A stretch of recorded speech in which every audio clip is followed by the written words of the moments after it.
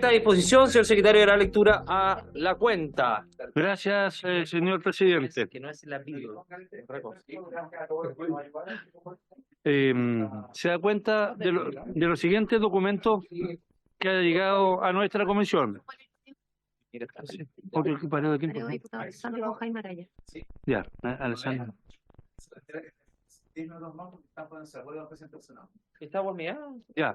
¿Ah? Lo de Mañalich, Alvarito, lo de Mañalich. Ya. Oficio del Fiscal Nacional, del Ministerio Público, silencio por favor, por el cual remite su opinión respecto del proyecto de ley sobre violencia digital, boletín 13.928-07, indicaciones del diputado señor Jaime Araya al proyecto de ley que modifica la ley 18.290 de tránsito para obligar a identificar y vincular a los pasajeros con su equipaje en el transporte interurbano. Boletín.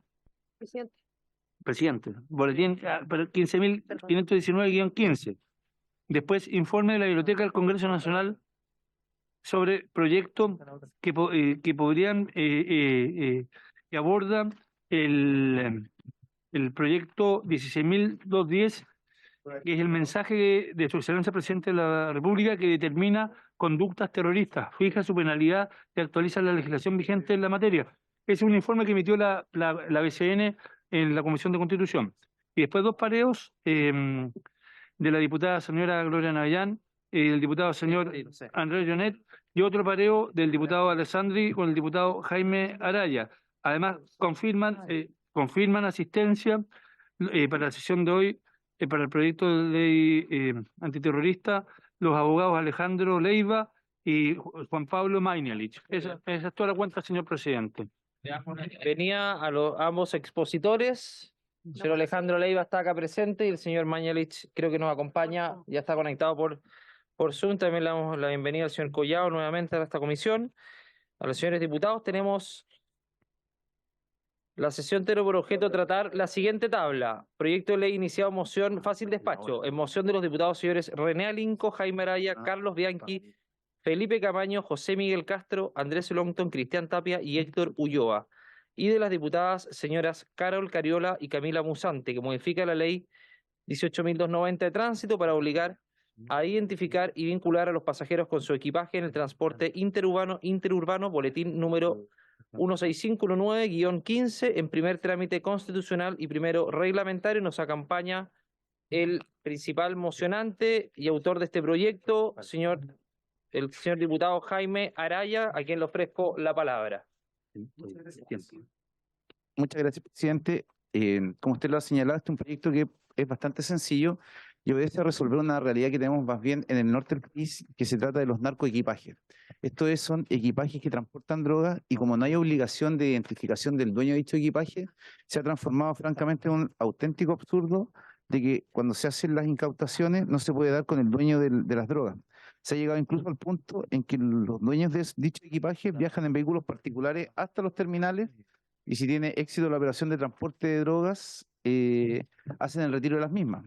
Quisiera, señor presidente, para fines de ilustrar a la comisión, el año 2023 se decomisaron 77 kilos de marihuana, 37 pasta base, 9 de clorhidrato de cocaína, 56 de marihuana en lo que va de 2024, 1,5 kilos de clorhidrato de cocaína, 9 procedimientos 2023, 5 2024. La prefectura de Antofagasta y la prefectura de Loa son 39 procedimientos con 282 kilos de marihuana, 77 pasta base y 107 en clorhidrato de cocaína. Ellos tienen un control fuera de la ciudad, por eso tienen mayores decomisos.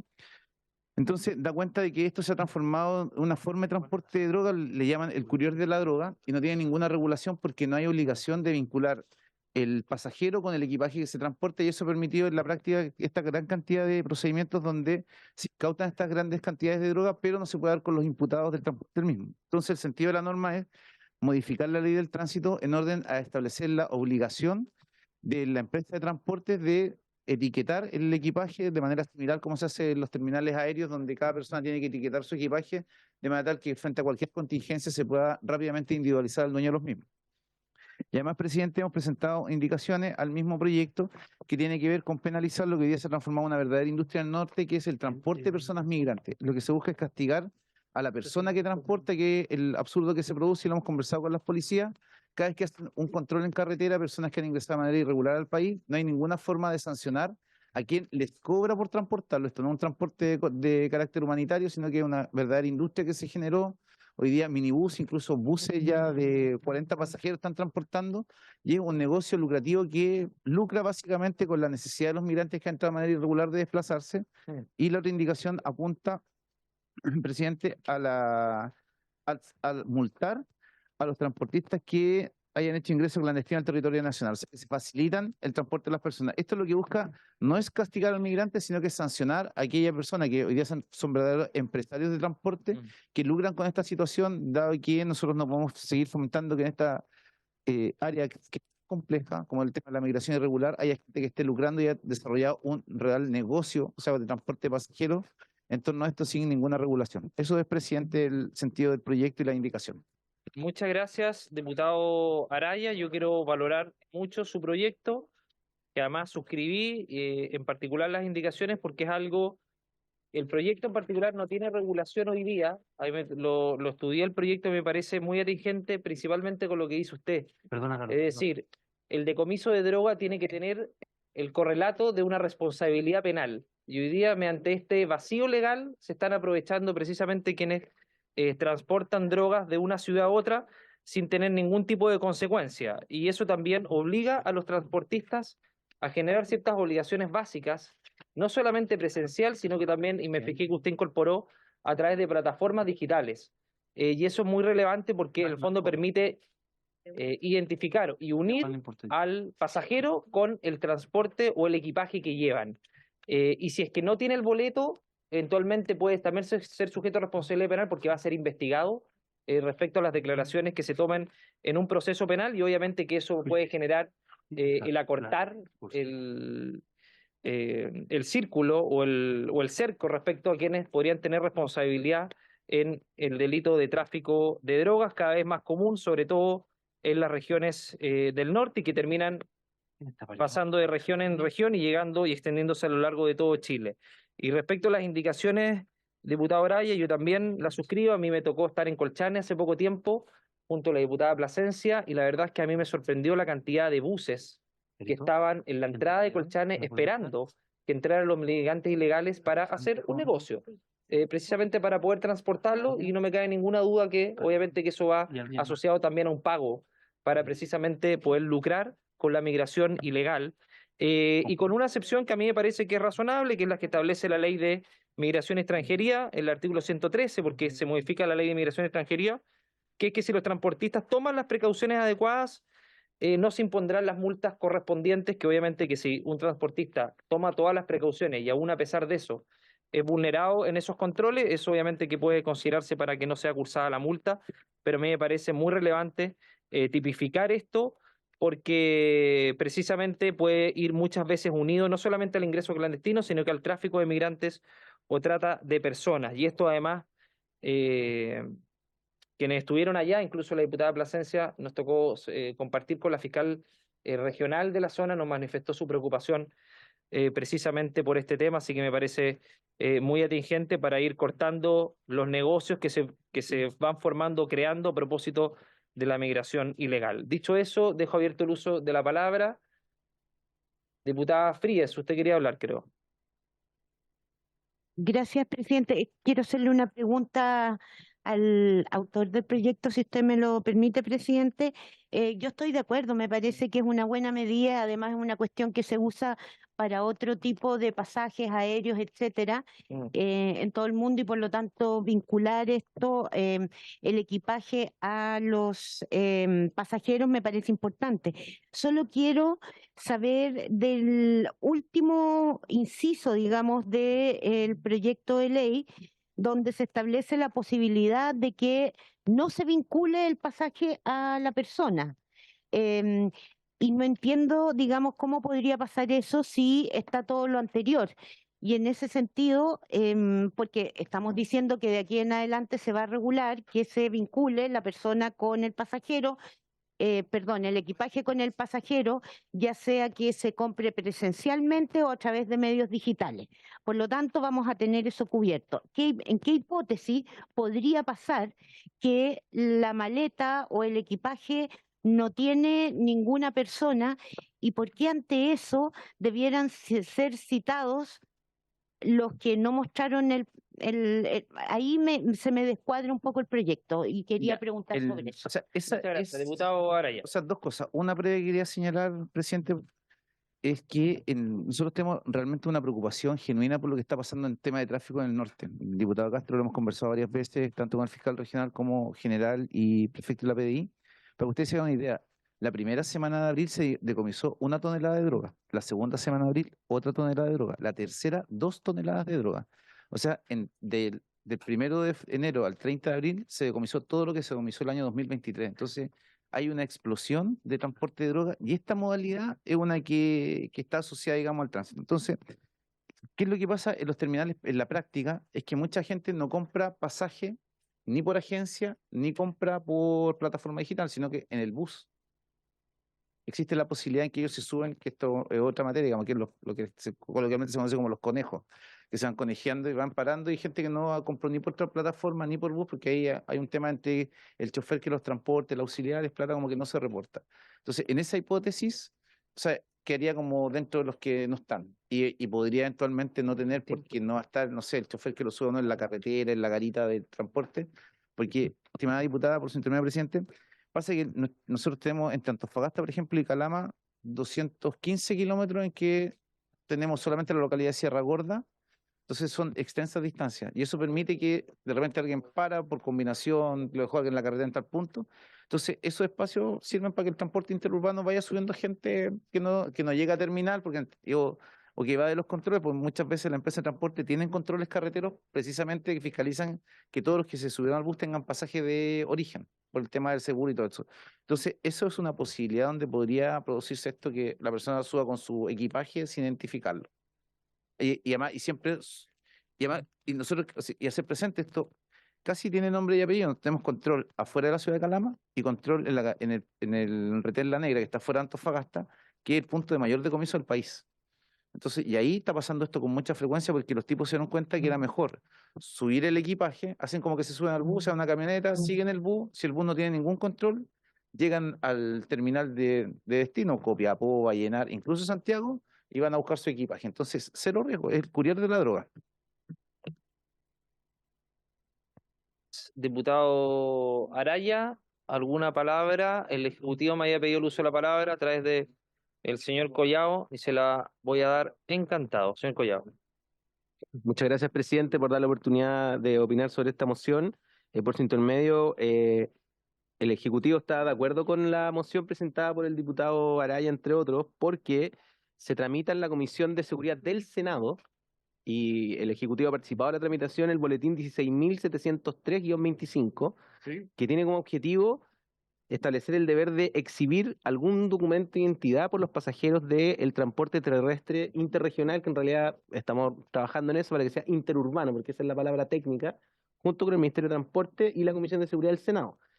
Y al enterarnos de la presentación de este proyecto, nos pareció que se combinan perfectamente uno que tenga el deber de exhibición de esa doble identidad, con uno que además establezca un deber adicional, que es de vincular equipaje con esa persona ya identificada. Y por lo tanto, nos parece que son complementarios ambos proyectos. Nosotros estamos trabajando en el proyecto en el Senado y muy probablemente trabajemos también este proyecto para que queden armónicos y de manera que cuando pase a segundo trámite este proyecto, que probablemente más va a ser a la misma Comisión de Seguridad del Senado que haber visto el otro, y llegue acá el otro, tengan la debida armonización. Aprovecho también de comentar que la Comisión de Transporte, el Ejecutivo también está trabajando con dicha comisión para establecer el deber de registro biométrico, de control biométrico por parte de la Policía de Investigaciones en vuelos nacionales. Son todas medidas de transporte y seguridad que estamos incentivando, por lo tanto, solo quería participar para comentar este punto. Gracias, señor Collao. Le doy la palabra al diputado por Antofagasta, José Miguel Castro. Sí, muchas gracias, señor presidente. Efectivamente, esta es una moción del diputado Araya. Yo lo felicito en ese sentido. Hoy día dimos cuenta de otra moción en la cual los dos somos firmantes y habla de que estamos trabajando porque tenemos un grave problema. Tenemos un tremendo problema de seguridad en nuestra región, tenemos un problema que también permea hacia otras regiones. Yo creo que este proyecto viene justamente a subsanar baches o grietas por donde efectivamente los delincuentes están proliferando. Yo le pediría así al Ejecutivo, señor presidente, dos cosas que tomar en consideración en base a este proyecto. Número uno, que aparte de la armonización que haga con respecto al otro proyecto del Senado, ojalá le ponga alguna clase de urgencia, señor presidente. Y otra cosa que nosotros estamos peleando bastante con el diputado Araya es que se mejoren las condiciones, me disculpan, que extienda esto un minuto más, no más que eso, pero que se mejoren las condiciones del retén en La Negra. Es un retén que hoy en día necesita urgentemente contar con las condiciones adecuadas para que estén carabineros, porque efectivamente es uno de los puntos de mayor decomiso de drogas que existen en el país. Así que con esas dos cosas, que lo dejo pendiente al señor Collado, ojalá que las pueda tomar en consideración. Como lo dije anteriormente, saludar al diputado Araya porque este tipo de ideas son simples, pero sin duda ayudan bastante. Gracias. Muchas gracias, diputado Castro. Voy a dejar abierto el uso de la palabra. Yo quisiera suscribir las dos indicaciones del diputado Araya. No sé si alguien más quisiera suscribirlas, diputado Castro y el diputado Leal, que tratan a propósito del tráfico de migrantes, el diputado Leiva. Las dos, sí, las dos indicaciones. Y quisiera pedir la unanimidad para votarlo en general y particular con las indicaciones. ¿Habría unanimidad? Ya. Unánimemente aprobado. Votemos en particular, votemos para tener la contacto. Ya, una sola votación. Sí, lo tengo claro, presidente. Se vota en general y particular este proyecto de fácil despacho con las indicaciones propuestas por el diputado Jaime Araya y el presidente. Don Jorge Alessandri está pareado, don Cristian Araya, don Jaime Araya, está pareado. Diputado Castro, diputada Fríes. ¿Diputada Fríes? ¿Su voto, diputada Fríes? A favor, secretario. Diputado Leal. Diputado Leiva. Diputado Orsini. Diputada Plasencia. A favor. Diputado Charper no está, entiendo. Señor presidente, por favor. A favor. ¿Han votado todas y todos los señores diputados? Sí. 7 a favor, 0 en contra, 0 abstenciones. Hay que designar diputado informante. Aprobado y despachado a la sala. El diputado informante, el diputado Jaime Araya, por unanimidad y aclamación. Y ovación. Y ovación. La ovación va a venir en la sala una vez que lea el informe. Lo acabamos de votar y despachado a la sala. Listo. Lo despachamos recién y usted firmó la indicación también. Sí, pero la indicación creo que legal hay dos temas. Yo apoyo la idea, Jaime, me parece bien. Yo creo que el desarrollo debe ser, eso sí, a nivel reglamentario, no a nivel legal. Constar la obligación en el 87 como ubicación, pero claro, el desarrollo de la misma tiene que estar a nivel reglamentario. Y lo segundo, claro, es la definición de transporte interurbano. Hay que tener cuidado con cómo se define transporte interurbano, porque el Decreto Supremo 212 del Ministerio de Transporte lo define y lo acota, no el interregional que uno se imagina. Para ser bien franco, lo que uno entiende, claro, no, porque la definición de transporte interurbano dice, en el caso del transporte interurbano, las empresas dedicadas al rubro, sí, pero en el texto legal, en el caso de transporte interurbano de pasajeros, sí. Y el Decreto Supremo 212 regula interurbano. Por ejemplo, por dar una expresión, de Talagante a Santiago o de Padre Hurtado a Santiago, que son 20 kilómetros, es transporte interurbano. Porque pero ni siquiera hay pasaje en ese transporte interurbano porque se paga por VIP incluso. O sea, ahí podemos tener un problema. Yo, en ese sentido, quisiera tal vez dedicarle un poquito más de tiempo apoyando la idea, pero el concepto de transporte interurbano con la legislación actual puede ser muy complejo. Sin tener uso de red o tarjeta VIP, Talagante, por ejemplo, o Peñaflor, que está a 32 kilómetros de Santiago, también es transporte interurbano. El servicio entre Talagante y El Monte, que está a 8 kilómetros de distancia, también es definido como transporte interurbano. Entonces, Gracias. conservar pasaje, individualizar pasajeros es algo prácticamente imposible. Yo sí lo entiendo, efectivamente un transporte interregional, que vengan de La Serena a Santiago, de Valparaíso a Santiago, pero no en el transporte interurbano. Yo en eso quiero hacer presente mi aprehensión. Muy bien. Diputado Araya. Yo, o sea, entendiendo la aprehensión del diputado Leiva y evidentemente no dudando de su buena fe, quisiera hacer presente lo siguiente. Este es un fenómeno creciente en que habla de equipaje. O sea, por ejemplo, si hay una distancia, esto está pensado, centro urbano, carretera, centro urbano, yo creo que a mí en particular me da lo mismo la distancia. Y si es un poco más dificultoso, también da lo mismo porque la facilidad de transportar la droga, sobre todo en sectores de esta naturaleza, o sea, sectores de Santiago que eran muy tranquilos, hoy día están efectivamente tomados por el narco, esto obedece a dificultar la vida, porque si alguien sabe que va a tener que poner su equipaje etiquetado, va a optar otra vía. O sea, esto no es la solución, pero la idea es que las vías formales de transporte de la gente, y de eso se prevalen, porque dicen, oye, esto partió hace muy poco, entonces puede ser que uno diga, mira, por 20 kilómetros, sí, por 20 kilómetros también, por 8 también, porque es el equipaje, no es la mochila, no es el pasajero, sino que si alguien va con un bulto de equipaje en la parte de compartimentos abajo, porque si alguien va con una mochila arriba y es fiscalizado, evidentemente uno va a presumir que el dueño de la mochila que transporta la droga es el que la aporta. Distinto es el caso si alguien lleva una maleta o un equipaje, y en eso, estimado diputado Leiva, Ahora, la distancia que fuese. ahora el concepto interregional no existe, pero eso podría No. ser podría ser una definición que se haga, donde se haga la bajada vía reglamentaria por parte Y también del Ejecutivo, porque es una presión es una- legítima, presidente, pero Sí. además de la definición del tipo de transporte, coincidiendo, porque hay que definir dos cosas. ¿Qué es lo que se pretende proteger? Así como no existe una definición legal, sí a nivel reglamentario el Decreto Supremo 212 de qué es lo que es el transporte interurbano y no está definido en la norma, por último en relación a kilómetros, tampoco hay una definición de equipaje. Porque cuando yo subo un avión y llevo un bolso de mano, es un equipaje. Cuando una señora va a trabajar, un estudiante va a la universidad y lleva su mochila, también comprende el equipaje, no que esté en el habitáculo destinado al equipaje. Entonces, yo, presidente, me atrevería, Jaime, yo feliz de colaborar, que tal vez perfeccionáramos un poco esa norma, dejáramos supeditado a tramitación reglamentaria, establezcamos la obligación y que un reglamento o un decreto supremo lo desarrolle, porque creo que podemos caer, me incluyo, en un problema complejo en la práctica. Definición de transporte interurbano o regional, definición de equipaje. La cartera de una señora es equipaje, no es equipaje. Entendiendo que lo que plantea Jaime, y está muy bien intencionado, yo lo comparto, que son los bultos que llevan abajo, Sí, claro. donde ese no es mío. Yo quiero que esté claro, un no la correlato en la cartera que individualización, va ¿te fijas? acompañada al pasajero. Pero, por ejemplo, en transporte interurbano de Talagante, la gente lleva su paquetito arriba, ¿te fijáis? O lleva una mochila. Claro, lo que pasa es que no sé si Esa definición, pero- esa definición tan detallada, creo yo, que tiene que quedar a nivel reglamentario y no a nivel legal. Sí.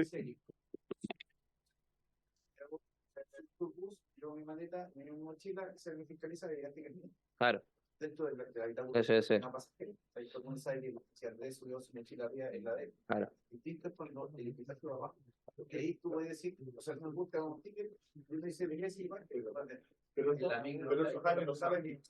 Pero evitemos el diálogo, Evitemos el diálogo, lo despachamos a la sala, podrá hacer el punto y presentar las indicaciones que estime correspondiente. Quiero darle una vuelta para no despacharlo a sala así. Yo lo voy a Vamos. hacer igual, Jaime, pero creo yo que requiere. Diputado Leiva, pídeme la palabra. Yo sé que está que no, está muy entusiasmado con el proyecto. Diputado Castro. No, yo soy de la idea de despacharlo a la sala para poder trabajar, obviamente, poder trabajarlo si es que tiene que volver y de esa forma después despacharlo de una vez por todas, porque puede haber también más intervenciones o personas que tengan aprehensiones y por lo tanto lo más rápido creo yo es poder despacharlo rápido a la sala, vuelve a la comisión, hacemos y mejoramos el proyecto si es necesario en fácil despacho y después de eso sale con todo perfecto. Creo yo que eso es lo Muchas mejor. Gracias. gracias. Presidente, reglamento. Diputado Castro, número de reglamento. 92 y sigue. No, porque Leiva.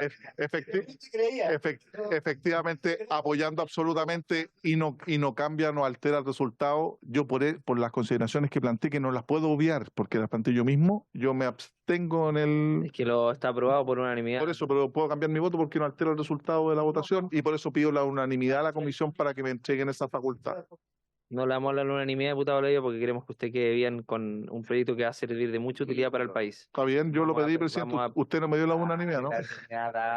Hay unanimidad para reabrir la votación. No, solo para cambiar mi voto, si no hay 100. Hay unanimidad para cambiar el voto, Sí. diputado Leiva, que para votar en general la abstención del proyecto, General y particular. en general y particular. Y ¿En general o particular? No puede, No, porque en general y particular. Se abstiene el diputado Leiva. Hay unanimidad, proclame. Se abstiene en general el diputado Leiva. Ya no fue por unanimidad entonces. No fue por unanimidad. Tenemos que... Ya, No lo había visto. Ya. ya, Despachado a la sala y el diputado informante, el diputado Jaime Araya. ya. Vamos a dar paso Está a la orden del día. Vamos a comenzar las tramitaciones en un trámite constitucional y primero reglamentario. El proyecto de ley iniciado en moción de los señores senadores Fidel Espinosa, Ian Flores, Felipe Cast, Sebastián Caite, Manuel José Sandón, que modifica diversos cuerpos legales con el objeto de perfeccionar la tipificación y persecución penal de conductas Y te terroristas. apoyo 100%. Boletín número 16180-25, refundido con boletín 16210-25, 16224-25, 16235-25 y 16239-25 con urgencia calificada de suma. Para exponer sobre estos proyectos refundidos se encuentran invitados y vino de manera presencial el doctor en Derecho, director del Departamento de Derecho Penal y director de posgrado de la Facultad de Derecho de la Universidad Finisterra, señor Alejandro Leiva, que además tiene un libro acerca del terrorismo. También nos acompaña el profesor de Derecho Penal de la Universidad de Chile, señor Juan Pablo Mañalich, que está conectado, y el ex ministro del Interior, señor Jorge Burgos, a los tres le agradecemos la presencia. Bueno, el señor Jorge Burgos, además, subsecretario del Interior. Le vamos a dar la palabra, vamos. pareo. Aquí le cuento un pareo. Señor secretario, por favor, le da el pareo. Presidente, se da cuenta el siguiente pareo del diputado, de la diputada Lorena Fríes con el diputado Cristian Araya. Listo. Eso es todo. Perfecto. Vamos a comenzar y en honor al tiempo les pido la brevedad sin perjuicio de la profundidad necesaria en atención a la relevancia de este proyecto. Vamos a partir con el señor Alejandro Leiva. Tiene la palabra, señor Alejandro Leiva. Muchas gracias, señor presidente. Muchas gracias a todos los diputados Silencio, por favor. que están acompañándonos. Agradecer la invitación a esta comisión a un proyecto de ley que, por cierto, es de la máxima relevancia. También aprovecho de saludar al colega, el profesor Juan Pablo Mañalich. Bien, en honor al tiempo, ¿cierto? Me referiré a 7 aspectos del proyecto de ley que estimo centrales que se tengan en consideración para que el proyecto avance de la mejor manera posible y así se pueda aspirar a una nueva ley terrorista que resulte aplicable por los jueces a los casos concretos que como país vivimos. Como 2 cuestiones generales, introductorias, hay que tener presente que el proyecto de ley principal que inspira la disposición que tenemos a la vista hoy día fue presentada por el presidente Boric en agosto pasado y toma posición acerca de una noción del terrorismo como una noción eminentemente colectiva, lo cual supone que el terrorismo se identificaría solo y exclusivamente con el obrar de un colectivo, ¿cierto? De una asociación o una agrupación. Eso, como ustedes bien saben, se ha ido mitigando en la discusión del proyecto de ley y hoy día también se incluye el obrar de ciertos sujetos en forma individual, sin perjuicio de lo cual este espíritu de concebir el terrorismo o identificarlo con el obrar colectivo sigue presente y va a impedir, tal como está, que se sancione adecuadamente el obrar de sujetos en forma individual. Eso como primer aspecto. Y como segundo aspecto, ese proyecto de ley, el del presidente Boric, tiene como fundamento el evolucionar de la ley actual, la ley 18.314, que era eminentemente subjetiva, a una ley que no lo fuere, ¿cierto? Que no fuere objetiva, que no fuere subjetiva, perdón.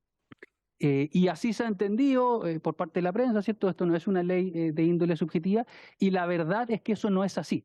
La técnica legislativa a la que recurre este proyecto de ley, y tal como está plasmado hoy día, es eminentemente subjetiva. De hecho, me atrevería a decir que es más subjetiva como técnica legislativa que la ley 18.314. ¿Por qué es una ley de índole eminentemente subjetiva? Bueno, porque utiliza la técnica de asociar a ciertos delitos, a partir de un catálogo que se establece, a ciertos fines, ¿cierto?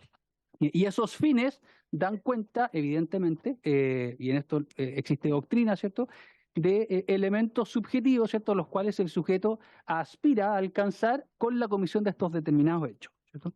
En efecto, en cuanto a tipos portadores de elementos subjetivos se trata, la doctrina, particularmente el profesor Mirpuch, distingue entre delitos de resultado cortado y delitos mutilados de dos actos. Puede ser una referencia muy breve desde el punto de vista jurídico penal.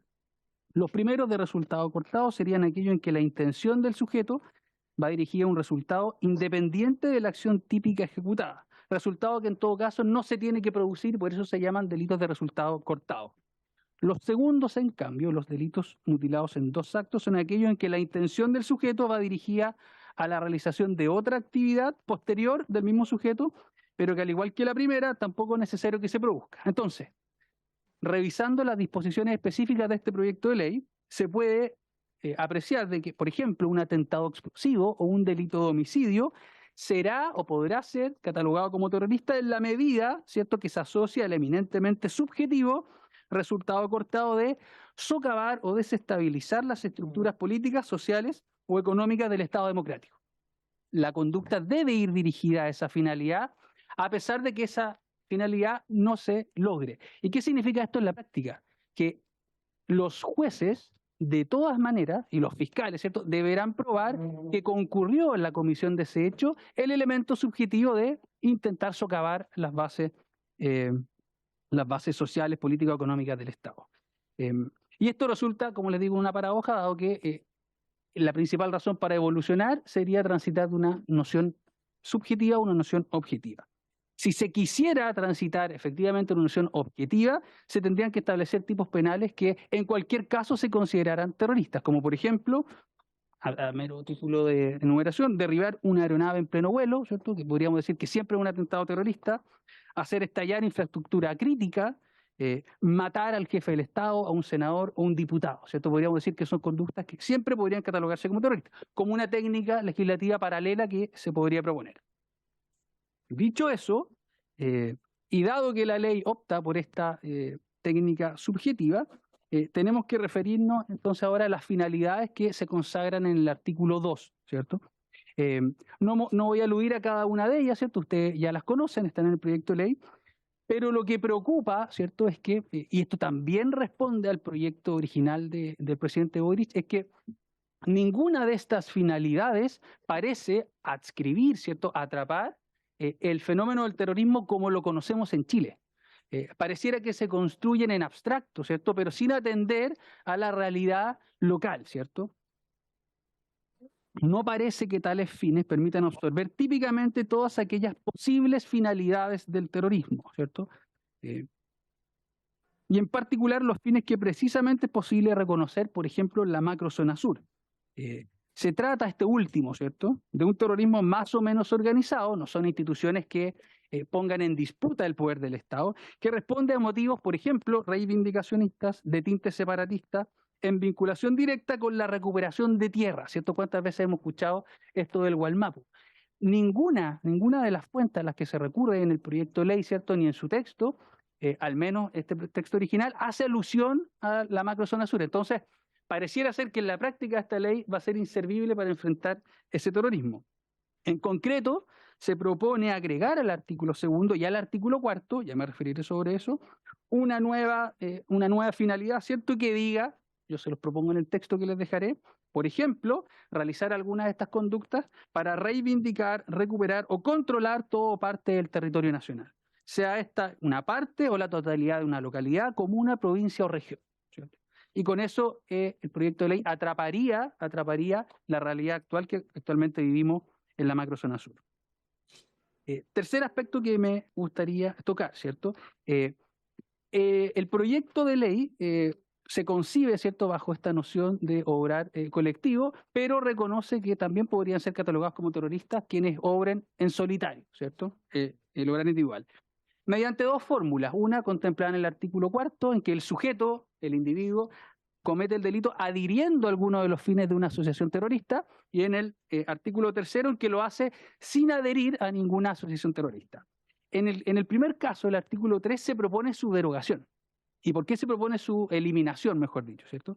En tanto que este tipo de disposiciones ha sido profusamente cuestionada por tanto juristas españoles como alemanes. En concreto se cita, por ejemplo, el profesor Silva Sánchez, en tanto que se sanciona con mayor pena la mera adhesión ideológica. Es decir, si yo cometo un delito porque simpatizo con una causa, eso va a merecer mayor reproche. Y eso en general importaría algo así como un derecho penal de autor y no del hecho.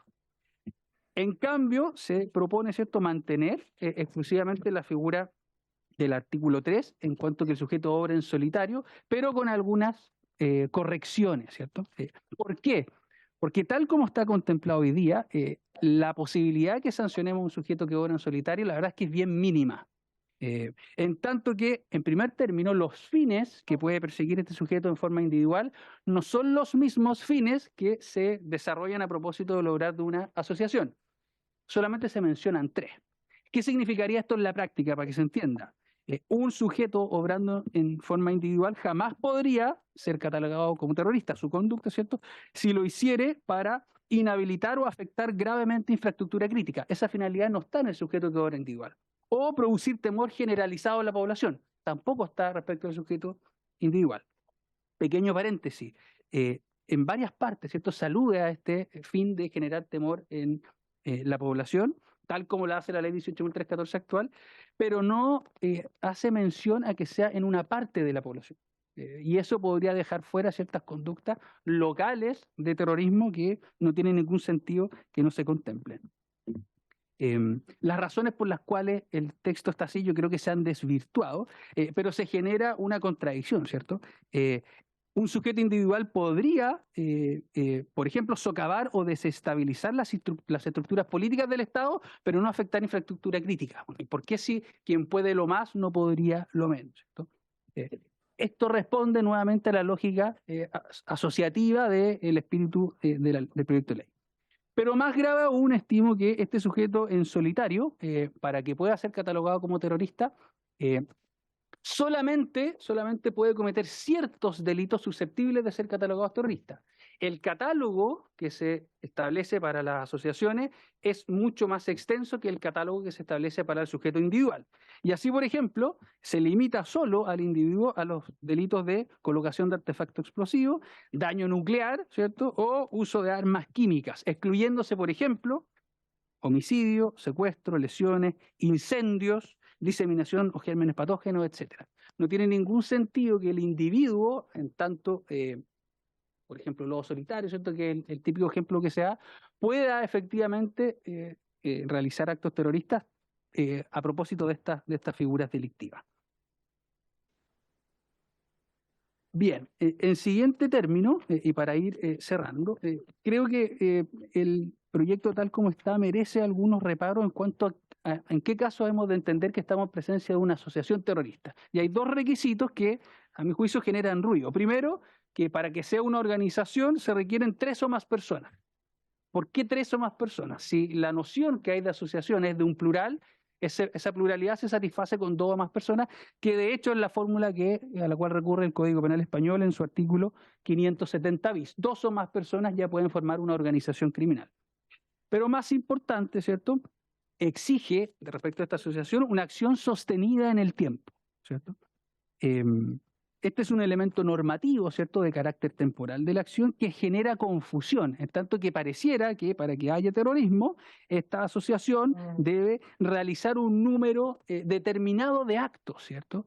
Por lo tanto, no cabría sancionar como terrorista la asociación, por ejemplo, que realiza un solo acto, lo suficientemente grave para ser calificado como terrorista, pero es uno solo. O, por ejemplo, es el primer acto. Bueno, en tanto que exige una permanencia, una habitualidad, si es que eso hemos de entender por acción sostenida en el tiempo, ese primero o único acto no cabría ser calificado como ley terrorista. En cuanto a la técnica legislativa de esta fórmula, ¿cierto?, delitos fin a la que recurre el proyecto de ley, hay dos técnicas legislativas. Esto lo trata muy bien el profesor Héctor Hernández de la Universidad Diego Portales en un informe en Derecho que está disponible en Internet. Hay dos técnicas legislativas cuando se establece un catálogo de delitos. Una fórmula es recurrir a tipos penales expresamente, por ejemplo el 391 del Código Penal, y otra es que la misma ley establezca una conducta, ¿cierto? El proyecto de ley recurre a esta primera fórmula, hace mención directa a ciertos tipos penales, pero cuando lo hace en forma más limitada de lo que le hace la actual ley. Por ejemplo, al referirse al delito de incendio, se refiere al artículo 476 del Código Penal, pero solo los numerales primero y segundo. Se dice en el proyecto original, ¿cierto?, que los otros tipos penales se estiman de bagatela, ¿cierto? Pero los otros tipos penales que quedan fuera, que son los numerales 3 y 4 del 476, son, por ejemplo, el que incendiare bosques. Pareciera ser que si lo que estamos enfrentando es el terrorismo, ¿cierto?, tal como lo conocemos, esta figura no debiese quedar fuera. Igual que el numeral 4. Ojo que estos dos numerales, el tercero y el 4, se incorporaron a propósito del incendio que se produjo en las Torres del Paine el año 2011, porque no se protegía el medio ambiente a propósito del delito de incendio. Entonces, pareciera ser que, pensemos en un terrorista que tiene una determinada finalidad ecológica, ¿cierto?, o contraria al capital, que quiere incendiar una forestal. Bueno, no cabría catalogarlo como terrorista bajo esta ley, o la asociación en su caso, ¿cierto? Y lo mismo ocurre, por ejemplo, con la técnica legislativa para referirse a la ley de control de armas. Simplemente hace referencia al artículo 14, letra D, inciso primero y segundo, que es la colocación de artefactos explosivos. En vez de, por ejemplo, que es lo que sugiero yo, mantener la redacción que contempla la ley actual, ¿cierto? No refiriéndose a un tipo penal, sino que elaborando una propia figura. Como por ejemplo, colocar, enviar, activar, arrojar o detonar o disparar bombas o artefactos explosivos de cualquier tipo. ¿Por qué se hace referencia solo al artículo 14, letra D, inciso primero y segundo? Porque se quiere dejar fuera, o se estaría dejando fuera, el uso, por ejemplo, de artefactos explosivos de menor intensidad, ¿cierto?, de menor impacto. Creo que sería dispararnos en los pies, ¿cierto?, dejar ese tipo de conducta fuera. Y por último, al menos en la última versión que me fue remitida, la ley tal como está no contiene ninguna disposición relativa al iter criminis que puede ser relevante y que en general, hasta donde llego, ¿cierto?, parte de la doctrina chilena lo celebra. Por ejemplo, no contiene ninguna disposición relativa al desistimiento de la tentativa o el arrepentimiento de la frustración.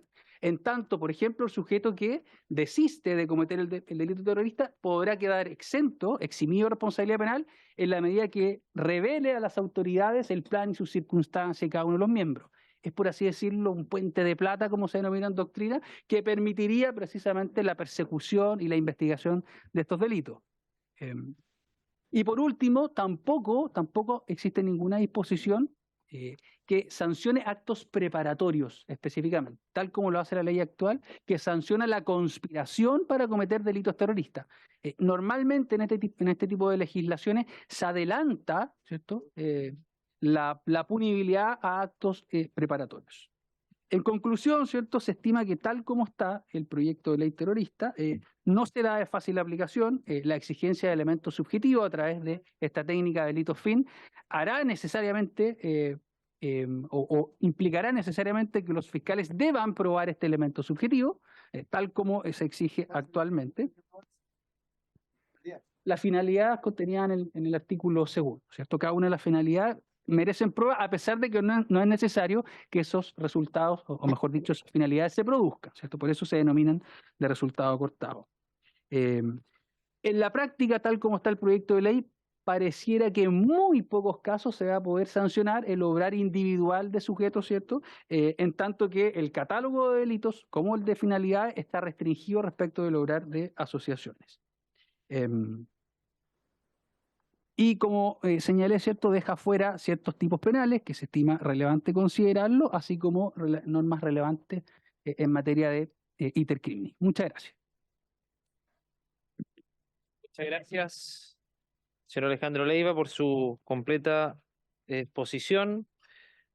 Muchos elementos para poder hacer el análisis respecto al proyecto, que por lo menos a mí me llamaron mucho la atención. Dejaremos abierto ¿cómo se llama la palabra en su momento, una vez que expongan los tres invitados? Le damos la palabra ahora al ex subsecretario y ex ministro del Interior, señor Jorge Burgos. Muchas gracias, presidente. Muy breve. Gracias por la invitación. Saludo a todas las diputadas y diputados que están ahí en la Comisión de Constitución, donde trabajé 12 años de mi vida, así que me trae muy buenos recuerdos. Yo quisiera, yo no soy abogado penalista, ni con mucho. Yo entiendo que me invitan más bien por mi experiencia en el tema, y yo quiero hacer algunas menciones respecto de eso fundamentalmente. Mire, yo creo que en Chile estaba pasando una cosa muy compleja desde hace algún tiempo. Estaba pasando por razones probablemente y muchas veces fundadas, pero lo concreto es que en Chile hoy día, que yo sepa, de las autoridades fundamentalmente, nadie duda de la existencia de grupos que practican de vez en cuando, de cuando en vez, delitos de carácter terrorista. Es decir, en Chile hay terrorismo. Acotado, dirán algunos, de baja intensidad, dirán otros. Hay ciertos actos últimos que indican que la intensidad va en aumento, pero hay terrorismo. No está en discusión ya eso, aparentemente, que en algún momento lo estuvo. En una sociedad donde hay terrorismo, resulta, a mi juicio, súper complejo, muy complejo, que no haya un texto legal aplicable a las conductas terroristas. Y en el hecho no lo hay, en el derecho lo hay. La 18.314 está vigente, plenamente vigente, pero digamos las cosas por su nombre. Esa ley ha caído jurídicamente, como se dice, en desuso. En desuso hay una verdadera derogación tácita. Y los legitimados activos de esa ley no la invocan porque los fiscales han señalado reiteradamente que les resulta prácticamente imposible configurar los ilícitos en función de esa ley. Los jueces han dicho lo mismo y, en definitiva, la ley no se aplica frente a un país que tiene problemas de terrorismo. Me parece muy bien que el actual gobierno haya tomado la decisión de ponerle urgencia a un proyecto de esta naturaleza después de muchos años de discusión. Si mal no recuerdo, señor presidente, ya en el gobierno de Piñera I, de don Sebastián Piñera I, hubo un intento a través de una iniciativa de mociones. Lo mismo ocurrió en el gobierno de la presidenta Bachelet. Me tocó en su momento presentar indicaciones a un proyecto que se había presentado 3 meses antes que yo llegara al ministerio, y también entiendo que ocurrió lo mismo en el segundo gobierno del expresidente Piñera, que en paz descanse. Como quiera que sea, eso no ha fraguado, no ha avanzado, y llevamos muchos años de discusión frente a un hecho, como ya señalamos, de no aplicación de la ley que tenemos, lo que es, a mi juicio, bastante complejo. Es cierto que frente a hechos catalogables como terroristas, no había impunidad, en el sentido que no había normas jurídicas que aplicar, pero se han tenido que ocupar otras normas, ley de seguridad del Estado a veces, ley de control de armas, que son leyes aún más antiguas que la 18.314, pero digamos que han envejecido mejor. Una es del año 50 y tanto, y la otra del año 72 en sus matrices. Yo conocí este proyecto hace algunos meses por una invitación que hizo la ministra Tobá, entiendo que a varias personas que habíamos tenido alguna responsabilidad en el área. Entiendo que en esa reunión estaba el abogado Collado, que está en la sala, si mal no recuerdo, y me pareció ese pretexto que el que conozco más, porque el texto definitivo lo recibí hace un par de horas, pude echar una leída más bien en general.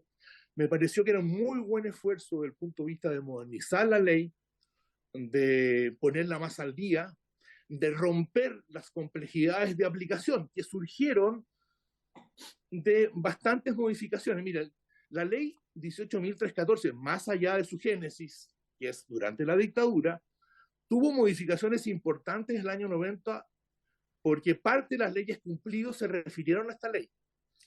Esa ley, o esta ley vigente, fue la que sirvió fundamentalmente para derrotar jurídicamente al terrorismo de los años 90.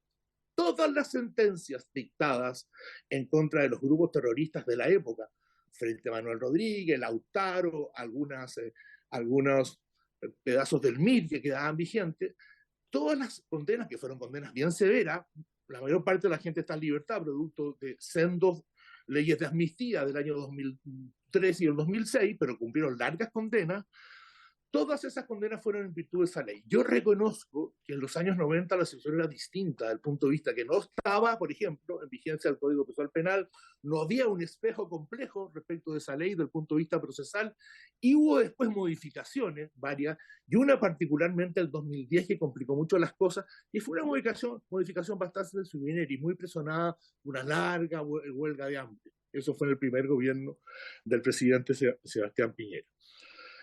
Me parece que la decisión del gobierno y la ministra Tobá y su equipo de presentar este proyecto y la acogida, entiendo que casi unánime del Senado, es bien importante y es un paso político muy importante. Reconozco, después de escuchar al profesor, no tenía el gusto de conocerlo, que hay algunas cuestiones que me hacen fuerza, son análisis serios, que van a abrir una oportunidad para que la Cámara de Diputados pueda enriquecer, mejorar algunas dudas del proyecto. Más adelante van a tener la oportunidad de escuchar a otros penalistas, incluso el que está ahora por vía remota, el profesor Mañalich, que me parece muy importante. Pero del punto de vista, si se me permite, político, creo que es una oportunidad muy trascendente de tener un texto que permita enfrentar por su nombre conductas que desgraciadamente están vigentes en Chile.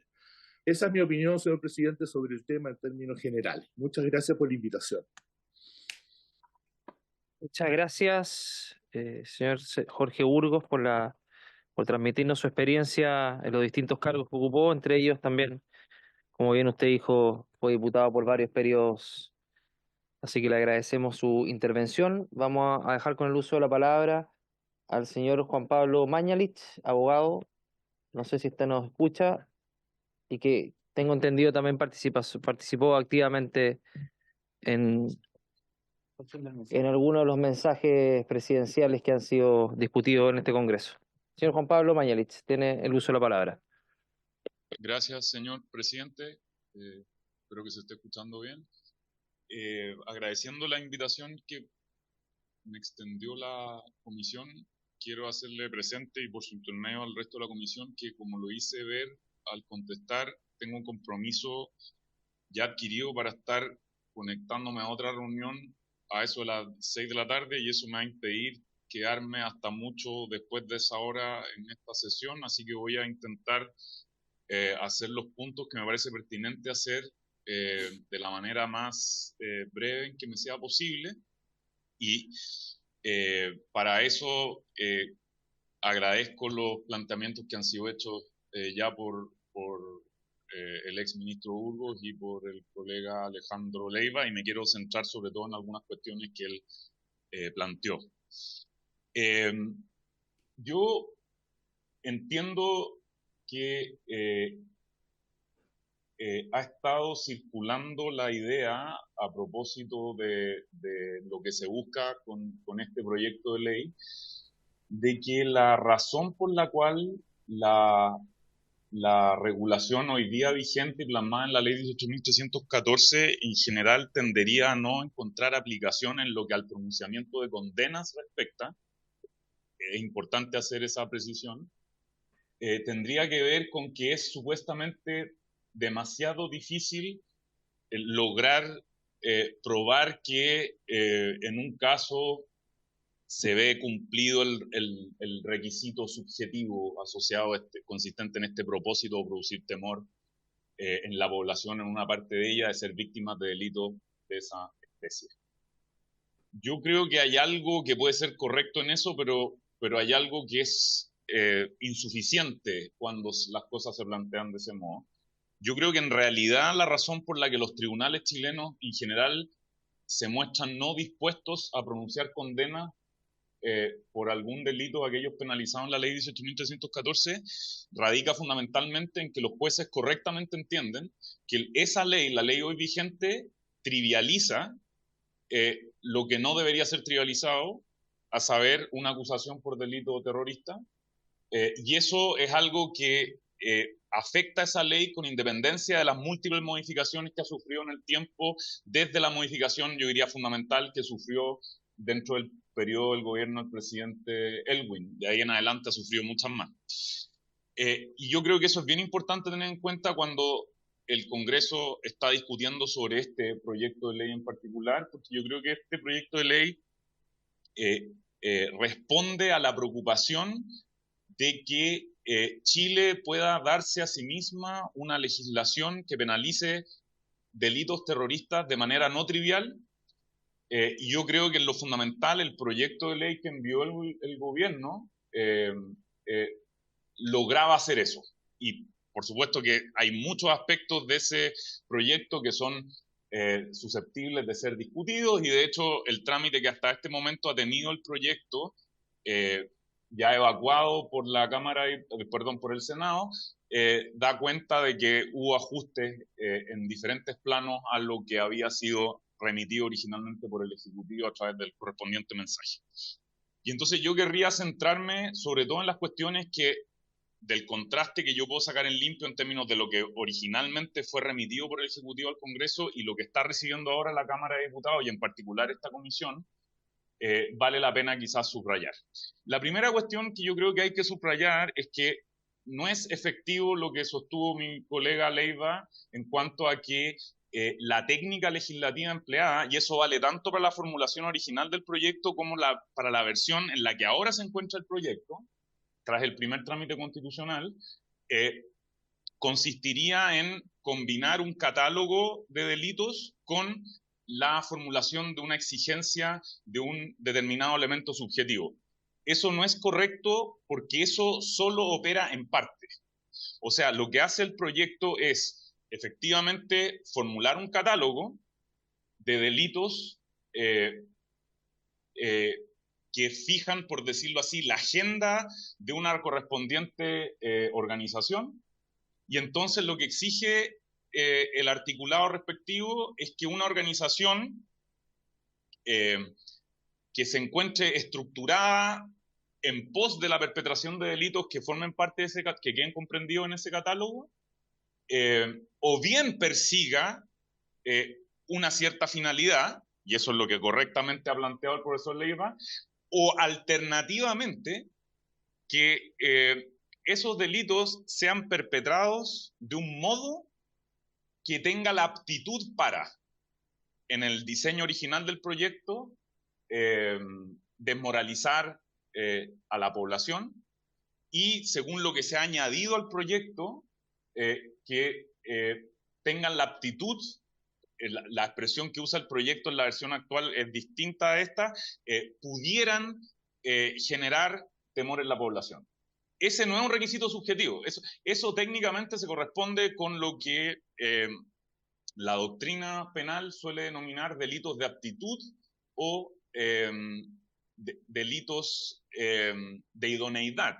Y entonces de lo que se trata es que la forma, el modo en el cual los delitos que están proyectados por la organización lleguen a ser perpetrados, tenga, valga la redundancia, la aptitud o la idoneidad para generar un efecto de ese tipo. Y eso no exige en lo absoluto que la obtención de ese efecto sea subjetivamente buscada por quienes están involucrados en la perpetración de esos delitos o por quienes conforman la respectiva asociación. Yo creo que eso es absolutamente central de tener en cuenta cuando se discute sobre este proyecto, porque desde ese punto de vista, este proyecto se distancia de la regulación hoy vigente, porque la regulación hoy vigente supedita la calificación de un delito como terrorista a la búsqueda de la obtención de una, o sea, a la persecución de un objetivo como finalidad subjetiva. Y entonces el proyecto se distancia a eso en lo que respecta a la tipificación de este delito de asociación terrorista. Uno puede discutir cuán importante sigue siendo que alternativamente la ley le otorgue relevancia a la finalidad, a la búsqueda de ciertas finalidades, insisto, como algo alternativo y no copulativo a esto, pero si uno mira la legislación comparada, uno se va a encontrar con que esa suele ser la tónica, ¿no? Al menos en forma híbrida como lo hace el proyecto que está siendo ahora conocido por esta comisión. Después, si uno mira la manera en que eso se vio alterado, como ya lo decía, en el primer trámite constitucional, yo diría que hay un retroceso desde mi punto de vista en cuanto a precisamente que se haya incluido esta mención de la aptitud para generar temor, porque yo creo que en un país que está atravesando una crisis de seguridad como la que está atravesando este país, vincular la calificación como delito terrorista a, digamos, la operación de una organización que se valga de medios que sean aptos para producir temor en la población, conlleva el riesgo de una nueva trivialización de la noción de terrorismo. Y mi impresión es que si la judicatura reconoce que lo que se está tratando como terrorismo no hace justicia a la dureza que ese término tiene, entonces quizás no vamos a poder esperar resultados demasiado distintos en la implementación de lo que termine siendo esta nueva ley frente a la trayectoria que ha tenido la aplicación de la ley 18.314. Yo creo que ahí hay un retroceso. Por supuesto, es una opinión discutible, pero creo que es muy importante que la Comisión tenga en cuenta esa innovación, porque mucho, creo yo, se juega ahí. Después uno puede entrar algo más finamente en cuál es el catálogo de los delitos que quedan comprendidos en términos de en qué tiene que consistir la agenda delictual de una organización para que entonces esa organización pueda constituirse como una asociación terrorista. Creo que es importante que la Comisión tenga en cuenta, por un lado, una operación de resta, de sustracción que ocurrió. No sé en qué hito del primer trámite constitucional se optó por suprimir la mención del artículo 150A, a saber, tortura. Yo creo que eso es algo muy sensible que debería ser considerado. Y hay una operación opuesta de adición que consistió en introducir en ese catálogo, el principal, llamémoslo así, algunos de los delitos que están penalizados en la ley sobre delitos informáticos. Eso también es delicado porque entiendo yo que lo que animaba al proyecto en su versión original era mantener una cierta conexión entre lo que significa hablar de terrorismo en sentido penal y tener a la vista algo que esté suficientemente cerca de un ejercicio de violencia contra personas. Introducir en ese primer catálogo determinados delitos de la ley de delitos informáticos es algo que yo creo que rompe ese principio. Es perfectamente discutible, por supuesto, pero creo que es importante que eso sea, no sea simplemente dado por supuesto en la discusión que el proyecto pueda recibir en la Cámara. Hay otros aspectos que son más detallados. Hay algunas, creo que la Comisión debe prestarle atención al hecho de que en algunos lugares del texto, en la versión actual, se habla de Estado democrático, en otros lugares se habla de Estado a secas. Esa es una asimetría que creo que tiene que ser vista con cuidado. El proyecto en su versión original hablaba de Estado democrático, eso sufrió un cambio, pero se mantiene la referencia al Estado democrático en cierto lugar y en otro no. Yo creo que eso tiene que ser ajustado, ojalá, yo diría agregando el adjetivo democrático, pero por coherencia creo que la Cámara debería zanjar eso de manera uniforme. Y cerraría, señor presidente, si me lo permite, haciendo un par de señalamientos adicionales. Hay una decisión que, en términos del articulado actual, incide en la supresión de lo que era en la versión anterior del proyecto el inciso final del artículo 7º, que aplicaba algo así como una tasa de descuento para la pena que pudiera ser impuesta sobre una persona que incurra en uno de los delitos no asociativos, sino que de autor puramente individual, disociado enteramente de una organización, y que al mismo tiempo pueda ser penalizado por integrar una asociación terrorista. Y entonces el proyecto en su versión original contemplaba esa posibilidad, por supuesto que reconocía la posibilidad de doble condena, de acuerdo con un principio estructural que anima el proyecto, pero preveía que para ese caso hubiera un descuento en el sentido de que el carácter terrorista del delito puntual no llevara aparejado un incremento de pena como sí ocurre respecto de quien no es además miembro de la respectiva organización. En la medida que eso se haya suprimido, esto deja expuesto a la regulación, a la objeción de que entonces se va a estar considerando 2 veces esa circunstancia, y para llevar la pena 2 veces hacia arriba, y yo creo que eso sería algo que valdría la pena evitar. Entre paréntesis, el hecho de que el proyecto en su versión original y en la versión actual implemente esta solución de compatibilidad entre la penalización de la sola pertenencia a una asociación terrorista y la posibilidad de que haya pena respecto a una misma persona por estar involucrado en un delito de los que tienen carácter terrorista con independencia de su vinculación con una organización terrorista, muestra que lo planteado por el colega Leiva a este respecto no es exacto, por decirlo así. No se trata meramente de que en el trámite que el proyecto recibió ya en el Senado se añadió en determinada medida algo que no estaba previsto en el proyecto. El proyecto desde sus orígenes contemplaba la punibilidad como delito terrorista de algo que no tuviera conexión con la operación de una organización. Lo que sí ocurrió, por supuesto, es que en el primer trámite constitucional el alcance que eso tiene se vio ampliado. Y por supuesto, esa también es una cuestión perfectamente razonable de discutir. Pero para cerrar, no tengo tiempo para meterme en otros detalles, señor presidente. Lo que yo querría resaltar es que, como bien lo decía el exministro Burgos, si es que hay un consenso incipiente en Chile de que el país está siendo escenario de la perpetración, quizás no generalizada desde luego, pero puntual, relativamente localizada, de delitos de connotación terrorista, hablando en sentido sociológico, digámoslo así. Como él mismo lo decía, eso parece estar asociado a la operación de grupos organizados.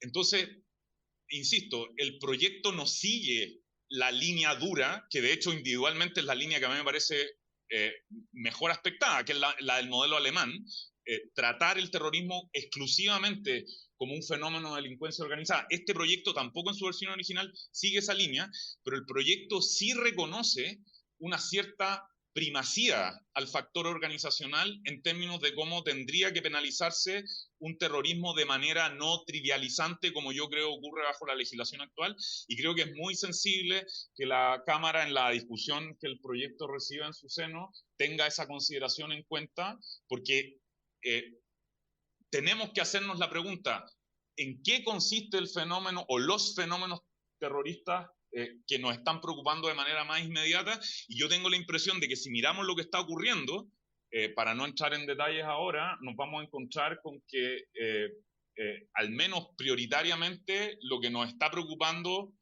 parece tener directa conexión con la operación de grupos organizados, y es eso lo que yo creo que este proyecto en su diseño original ataca de manera correcta. Muchas gracias, señor presidente. Muchas gracias, señor Juan Pablo Mañalich, por su también completa y detallada presentación sobre el proyecto, que sin ninguna duda cada una de las presentaciones que hemos tenido el día de hoy van a ser un aporte a la discusión. Voy a dejar abierto el uso de la palabra para que los diputados y diputadas puedan hacer las preguntas correspondientes. Diputado Leal, Orsini, Araya. Yo tengo algunas preguntas, si es que no hay otras preguntas de los diputados. Diputado Leal. Gracias, presidente. Agradecer a los expositores. Quisiera micrófono, por favor. Agradecer las exposiciones. Quiero centrarme en algunas preguntas al primer expositor, el profesor Leiva, que me preocupó bastante, porque a juicio de él, tal como está redactado el articulado de técnica legislativa, a su juicio, si no entendí bien, dice que esta ley podría quedar más subjetiva, este proyecto de ley, que la actual. Yo creo que eso es preocupante, porque en el fondo acá lo que hemos estado discutiendo todos estos años es que tenemos una ley que se le incorporó hace algunos años, alguna modificación legal de algunos parlamentarios de la época, el elemento de la subjetividad de probar el animus.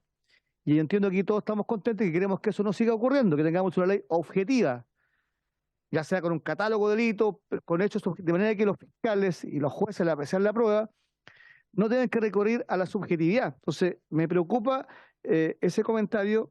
Me gustaría que se pudiera profundizar un poquito en eso. ¿Cómo probar, por ejemplo? ¿Habría que probar que se intentó socavar, por ejemplo, la institucionalidad? ¿Habría que acreditar ese elemento? ¿cómo acreditamos eso? Si me podía dar algunos ejemplos concretos para una mejor ilustración, ¿ya? Usted proponía, por ejemplo, tal vez sería mejor poner figuras típicas, describirlos, hacer un catálogo más específico. Luego, también respecto de la figura del agente solitario, el lobo solitario. También usted manifestó que sería muy difícil en la práctica poder acreditar esa figura terrorista. Se pudiera un poquito profundizar en esos dos elementos, porque como digo, lo que acá estamos buscando es hacer una ley lo más objetiva posible. Quienes vivimos en la macrozona sur queremos que cuando se cometa un hecho que todos sabemos que es terrorista porque infunde temor a la población, el fiscal la puede invocar, los tribunales pueden aplicar. Eso queremos, no queremos elementos subjetivos. Y lo último, usted dijo que quedaría, por ejemplo, fuera el incendio de los bosques.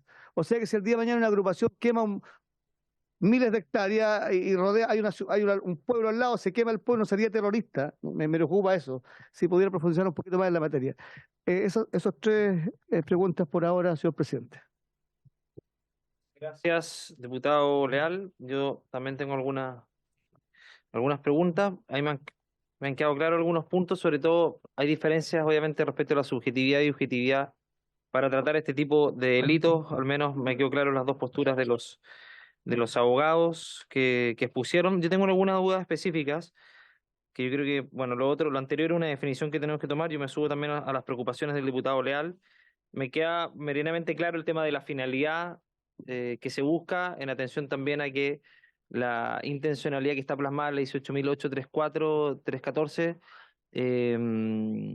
alude a la intencionalidad antes que a la finalidad. Eso por lo menos me quedó claro que es la diferencia que se establece respecto a este proyecto. Pero en atención a eso tengo algunas dudas que voy a dejar planteadas en atención a las exposiciones. Primero, respecto a las penas del artículo primero. El tope de la pena llega de 10 a 1 a 15, la figura más grave. ¿Por qué no se optó con que la figura llegaba de 15 a 1 a 20, en atención a que, al menos el rol de jefatura, me parece que es una entidad lo suficientemente grave para tener una pena mayor?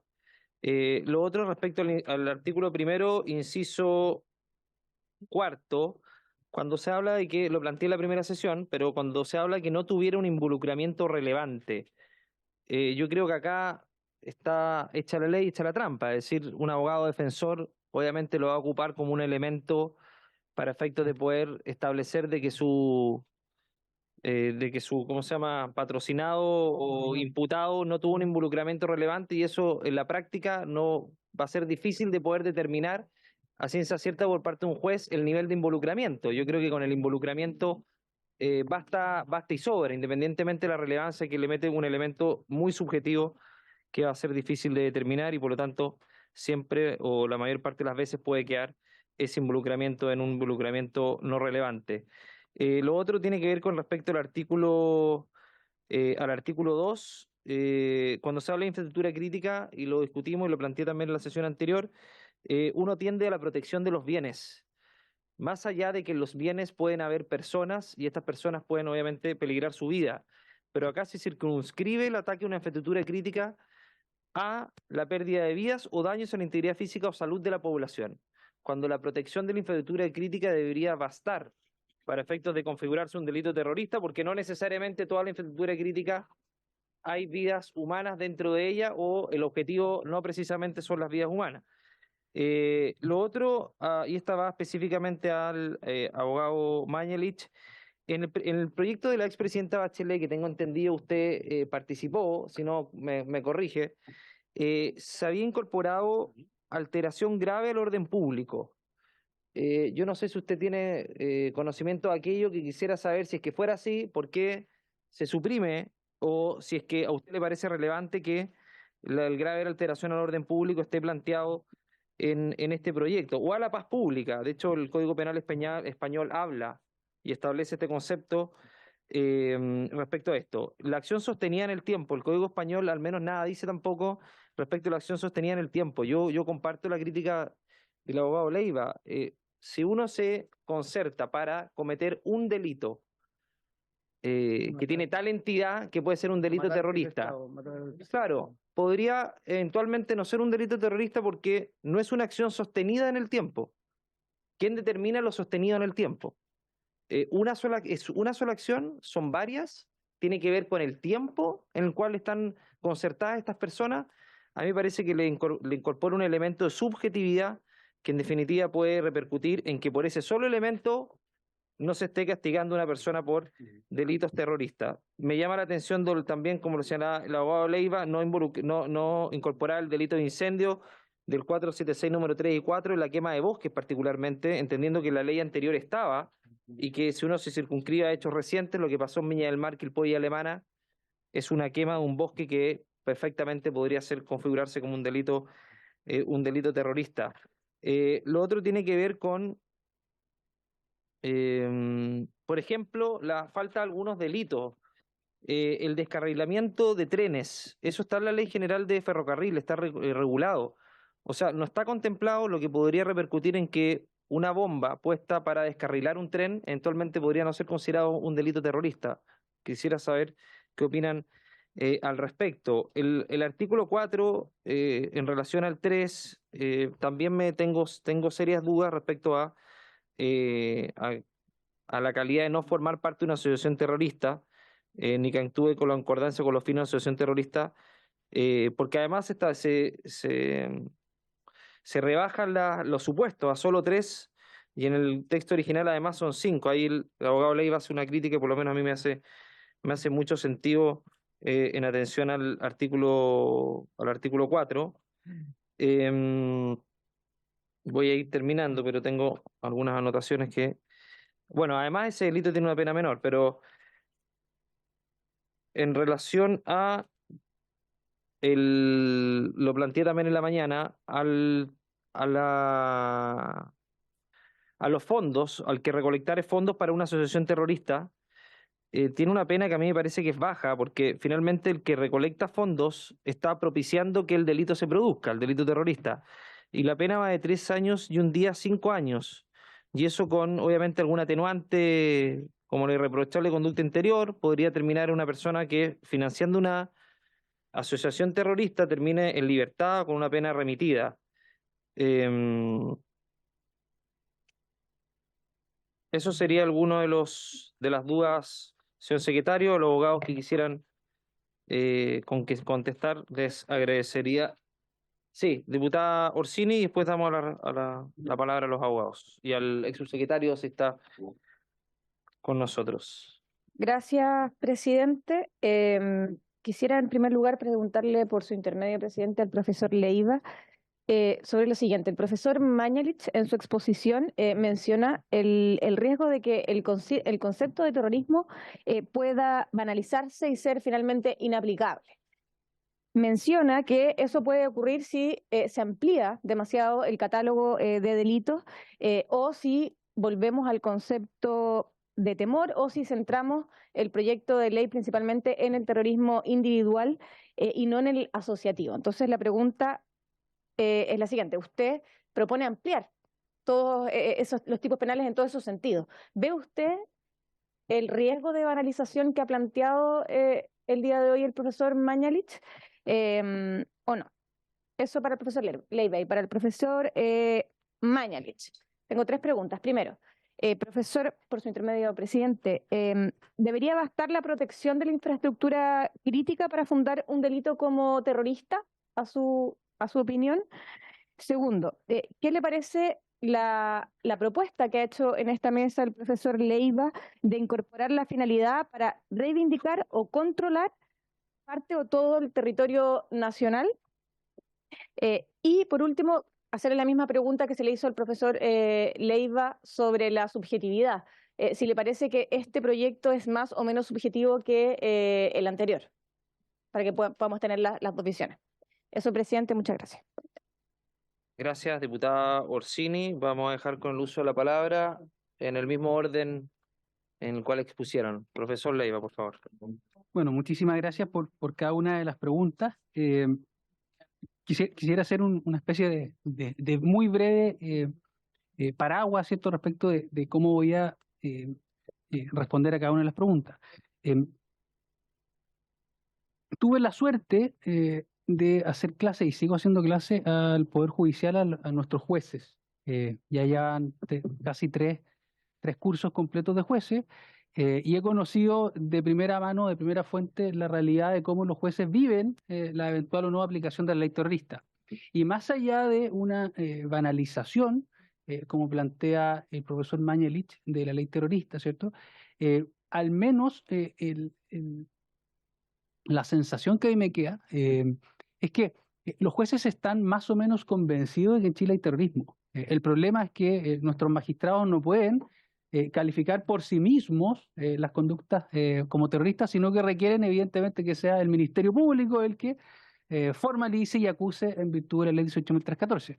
Y la realidad es que desde el año 2010 más o menos que el Ministerio Público, por distintas razones, dejó de aplicar o recurrir a la ley terrorista. Se abusó en algún momento de la ley terrorista, y creo que el punto culmine fue con el denominado caso Bomba, ¿cierto? Donde todos resultaron absueltos, la investigación fue bien vergonzosa, pero de allí surgió esta especie como de temor a recurrir a la ley terrorista, y una de los gatillantes, ¿cierto?, es esto de la probanza de los elementos subjetivos.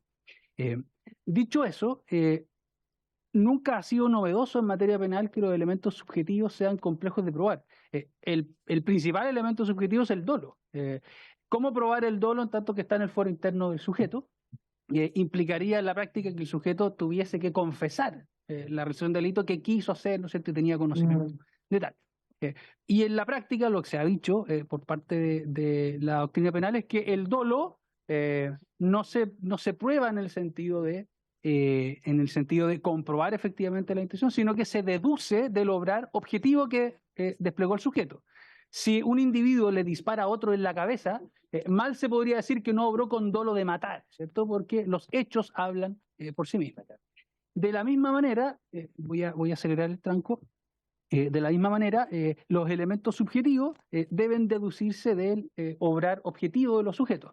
Y en la práctica lo que ocurre en Chile es que muchas veces, y esto tiene que ver con un elemento trascendental o muy común en el terrorismo, es que existe un elemento comunicativo. El terrorista quiere que se sepa que él cometió el delito, se adjudican los atentados terroristas, para eso dejan panfletos, ¿cierto?, suben sus manifiestos, etcétera. Bueno, no los quiero aburrir con ejemplos, ¿cierto?, porque son muchos, pero muchas veces el sujeto, al adjudicarse, da cuenta de su finalidad. Yo quiero irrumpir en la paz, ¿cierto?, de este sector burgués, como lo hizo hace poco el denominado Cariñoso, ¿cierto?, una bomba en Vitacura. Quiero evitar, ¿cierto?, esta paz que existe. Esas cuestiones se pueden efectivamente recoger de las pruebas que va dando el proceso. En cuanto a la pregunta del diputado Leal respecto de los lobos solitarios, efectivamente se restringe la imputación de sujetos que obren en forma individual a determinados delitos, ¿cierto?, que no son el catálogo que se exige de la asociación, y respecto a determinados fines. Eso es una cuestión, un antecedente que está claro en el proyecto y que a mi juicio merece observación. Y esto lo quiero vincular con lo que consultaba la diputada Orsini, ¿cierto?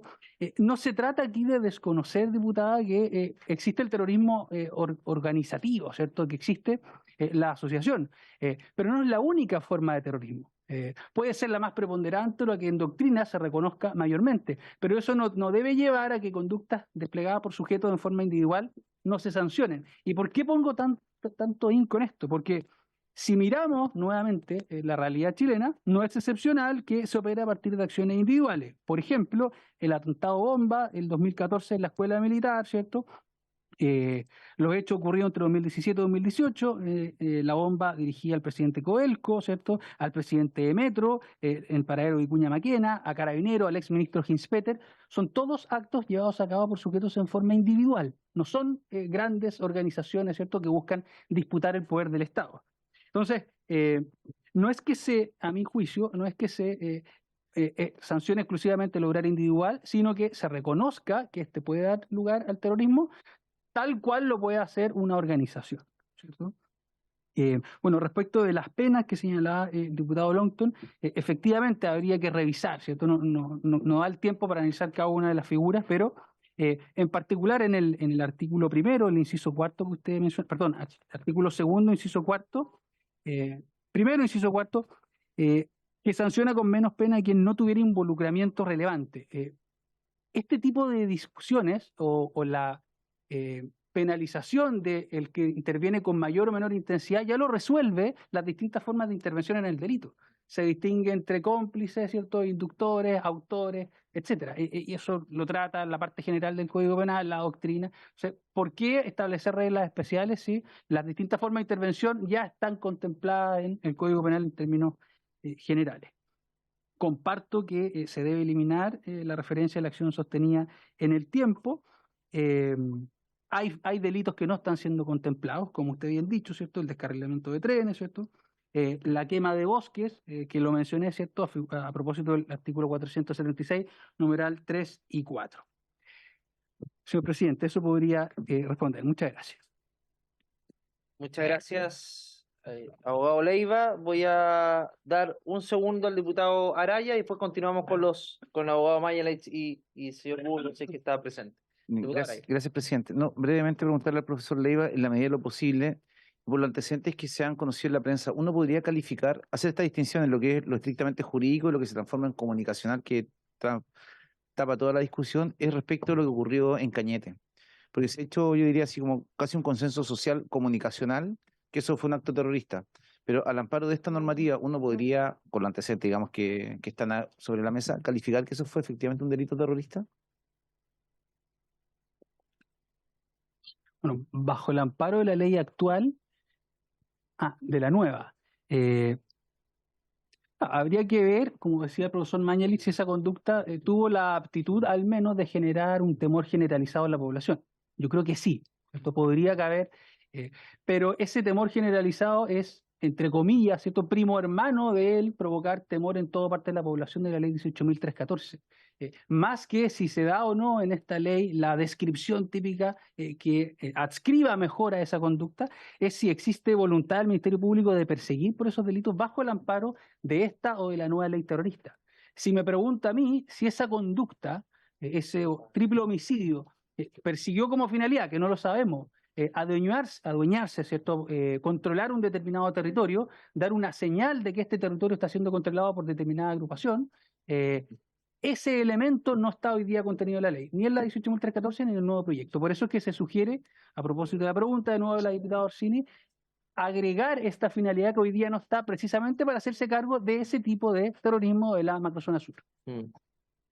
Muchas gracias, abogado. Le damos la palabra al abogado Juan Pablo Mañalich. Gracias, presidente. Si se me permite, me gustaría decir algo sobre lo que acaba de plantear el colega Leiva. Yo creo, o sea, cuando uno discute sobre el caso en cuestión, uno no puede olvidarse de que la finalidad de producir temor, que es la que estamos acostumbrados a invocar cuando bajo la ley actual nos preguntamos si podemos estar o no ante un delito terrorista, bajo el proyecto que está ahora en discusión, no es, de hecho, según su versión original, no es en lo absoluto lo relevante. Bajo la versión actual, resultante del trámite en el Senado, lo es acotadamente, yo diría. Lo que uno tiene que preguntarse es si un atentado contra agentes policiales en un día dotado de especial simbolismo es algo que tiene la aptitud para transmitir un mensaje que pudiera corresponderse con el fraseo que en la versión actual del proyecto nos brinda el artículo 2. Y entonces lo que hay que preguntar es si estamos o no ante algo que admita ser interpretado como orientado por la finalidad de desestabilizar o socavar las estructuras políticas, sociales o económicas del Estado democrático. Y las fuerzas policiales de un Estado democrático vienen ciertamente en consideración acá. Entonces yo creo que ese sería un ángulo desde el cual la pregunta tendría que también ser analizada. Ahora, para ir directamente a las preguntas planteadas por usted, presidente, y por la diputada Orsini, primero, en lo que respecta al requisito de acción sostenida en el tiempo, esto no es algo que haya sido inventado ad hoc en la elaboración, por lo que yo entiendo, del proyecto en discusión. Lo que hace esa cláusula es simplemente reproducir, a propósito de la tipificación de este delito de asociación terrorista, lo que como resultado de la modificación del Código Penal a resultas de la entrada en vigencia de la ley de crimen organizado, se dice hoy día en los artículos que definen en qué consiste una asociación delictiva y una asociación criminal. O sea, esta es simplemente un constreñimiento de coherencia sistemática de la regulación. Si estamos hablando de un delito asociativo, entonces el legislador va a recurrir exactamente a la misma fórmula que hace hace un poco más de un año fue utilizada para reconfigurar los delitos antes llamados de asociación ilícita, ahora llamados de asociación delictiva o criminal. Y si uno mira el derecho comparado, se va a encontrar con que hay muchas formulaciones de este mismo requisito. De lo que se trata justamente es de no confundir en qué consiste una asociación delictiva o criminal, en este caso calificadamente terrorista, de una simple conspiración para perpetrar un delito puntual. Entonces, ahí yo no creo que haya margen alguno para detectar una posible insuficiencia del proyecto. Es una virtud de coherencia del proyecto en consideración a modificaciones que este mismo Congreso ha adoptado en el pasado reciente. En lo que respecta a la cuestión del involucramiento relevante, hay algo que no puede ser soslayado. Lo que se está planteando ahí es la posibilidad de que alguien sea miembro, integrante de la asociación, pero que tenga un involucramiento menos relevante, no en cuanto miembro, sino que en la actividad, dice el artículo respectivo, en la actividad delictiva de la organización.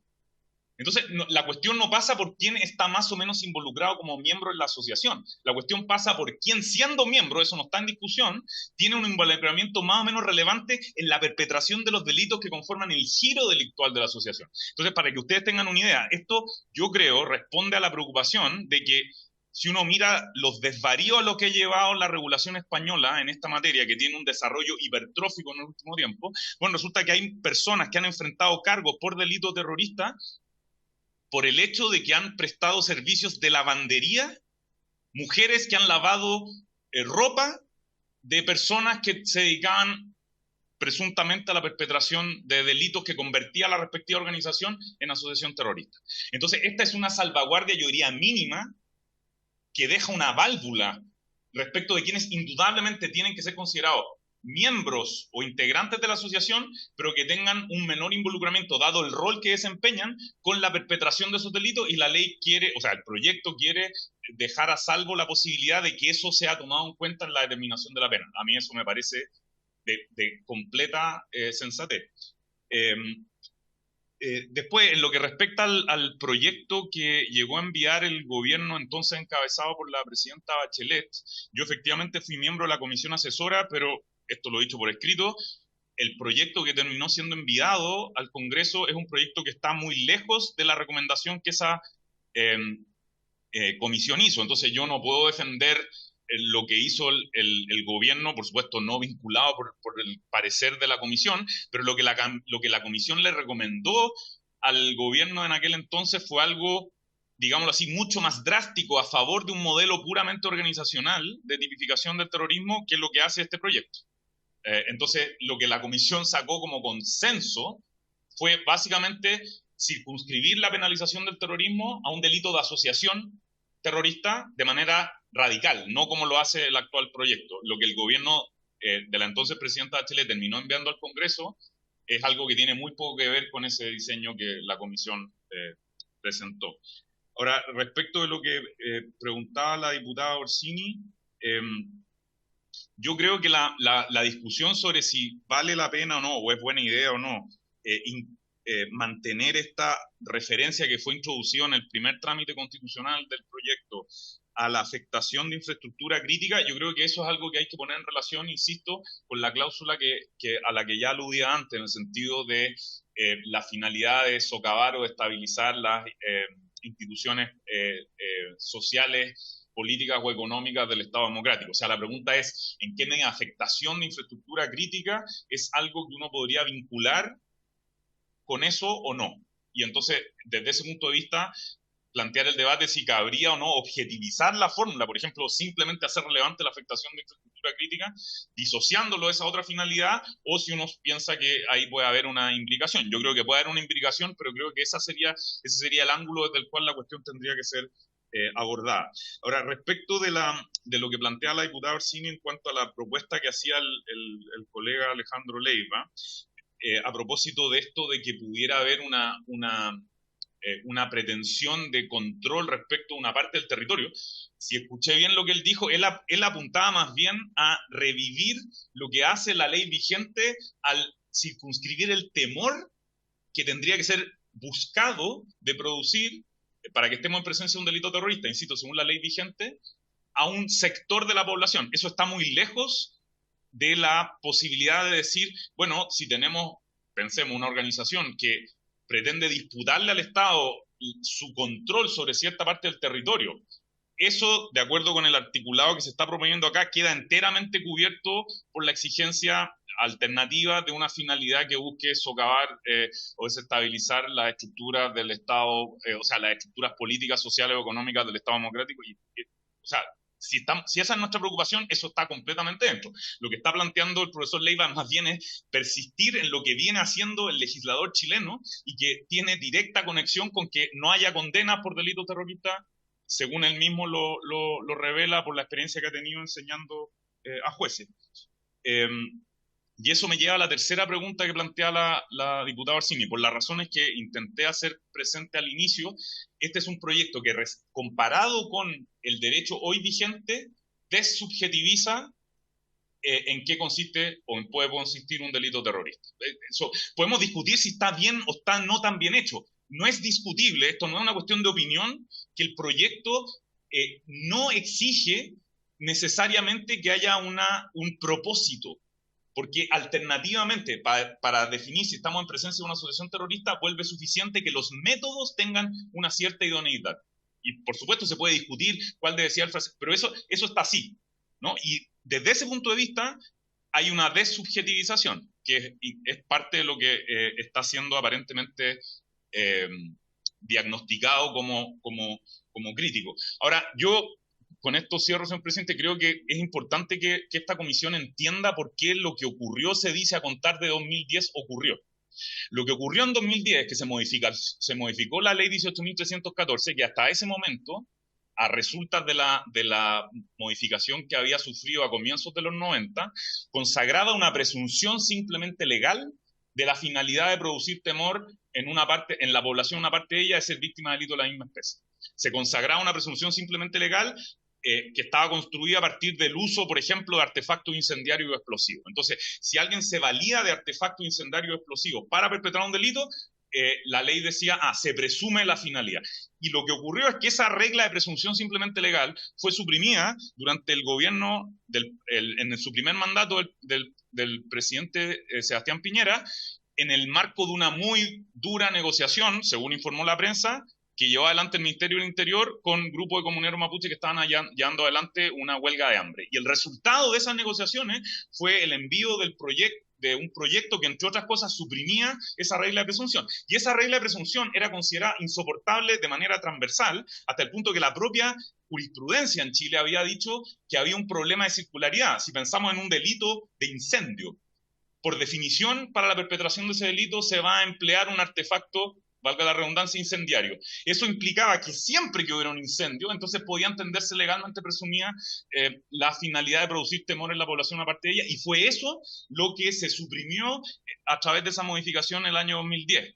Entonces, lo que eso muestra es que mientras hubo este subsidio a compensar el requisito subjetivo con una presunción espuria, entonces, bueno, la ley se invocaba. Cuando ese subsidio desapareció, bueno, resulta que la exigencia de esta finalidad aparentemente se volvió imposible de superar. Yo creo que eso es superficial por las razones que no digo que sea enteramente inexacto, lo que digo es que a eso subyace algo más delicado, y creo que eso es lo que tendría que ser derechamente considerado en esta conversación. Muchas gracias.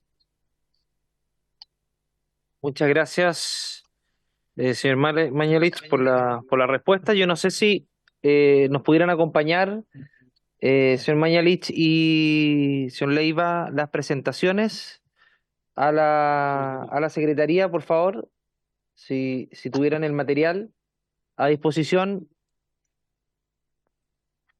Gracias. Se lo hacen llegar, por favor, se lo agradeceríamos, nos va a ayudar mucho para continuar la discusión. Le damos la palabra al representante del Ministerio del Interior, señor Collado.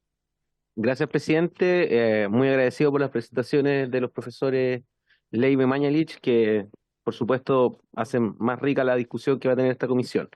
Por su intermedio, presidente, desde la mañana quedó pendiente por falta de tiempo la respuesta que debíamos darle al diputado Leal, así que se la quiero dar en relación a la pregunta por el artículo 8 y la diferenciación.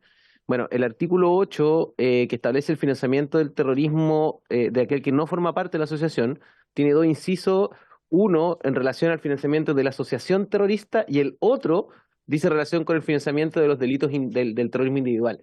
Esa es la razón por la que está de esa manera y por eso tiene una pena una diferenciada bajo la lógica de que siempre el proyecto busca como penalizar más gravemente a aquellos que se asocian para cometer el delito terrorista. Sí, si pudiera hacer un par de comentarios a las exposiciones, presidente, brevemente, para clarificar un poco la perspectiva del Ejecutivo en un tema que no pudimos comentar en la mañana, si fuera posible.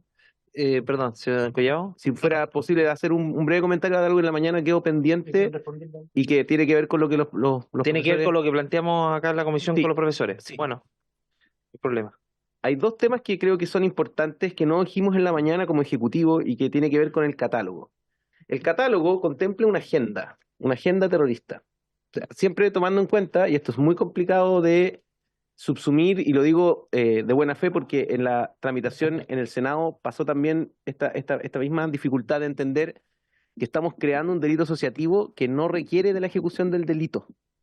O sea, el formar parte es suficiente, por eso es que está el entrenamiento y ya se sanciona, el financiamiento y ya se sanciona. ¿Cuál es el objetivo de esto? Tiene que ver con un objetivo también de persecución. No queremos que el bombazo ocurra para perseguir las asociaciones terroristas, queremos perseguirlas antes de que el bombazo ocurra. Y la Fiscalía del Ministerio Público, por ejemplo, es que el delito asociativo permite evitarse la sanción de la conspiración y la proposición porque está incorporado como dentro de la tipificación el hecho de que el formar parte es suficiente para la sanción. Es tan grave la criminalidad organizada, es tan grave la criminalidad terrorista que nosotros como Ejecutivo no estamos disponibles, por eso es que presentamos el proyecto como está, para esperar a que ocurra el incendio, ocurra la muerte, ocurra el bombazo, para empezar a buscar a la gente. Por eso es importante entender que el delito asociativo funciona de una manera diferente.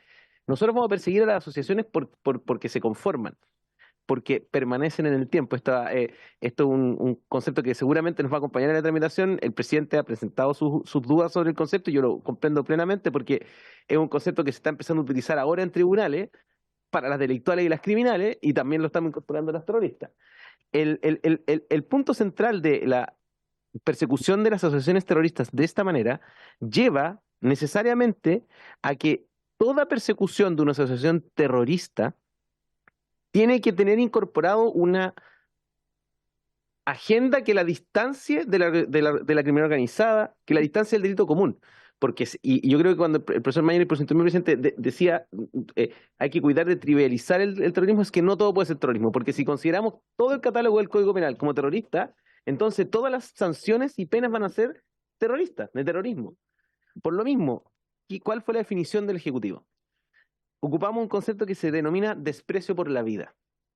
El catálogo de delitos que está incorporado como delitos fines en relación terrorista son todos aquellos delitos que muestran un desprecio por la vida. Y eso nos llevó a tomar definiciones relevantes en la forma de configurar toda la tipificación. Desprecio por la vida supone que, y por eso es que los delitos de incendio, por ejemplo, que están incorporados ahí son aquellos delitos de incendio que suponen un desprecio por la vida. El delito de incendio de bosque es un delito gravísimo, gravísimo. Es un delito contra el medio ambiente de los más graves que pueden existir, causado con dolo directo. Pero si no existen personas afectadas, el riesgo que corremos es que vamos a incorporar un delito que no mantiene la homogeneidad de criterio que tiene, que es el desprecio por la vida. Recordemos que estamos, y esto también es algo que es importante que tengamos la discusión, estamos hablando de los delitos terroristas, no de los delitos. Tenemos todo un catálogo completo de delitos asociados. Y por eso es que la incorporación de los delitos informáticos en el Senado también fue objeto de importante discusión, porque los delitos informáticos no son delitos que inmediatamente generan un desprecio por la vida, a diferencia del secuestro, el homicidio o otros delitos que están ahí, el incendio con afectación de casas, con afectación de lugares.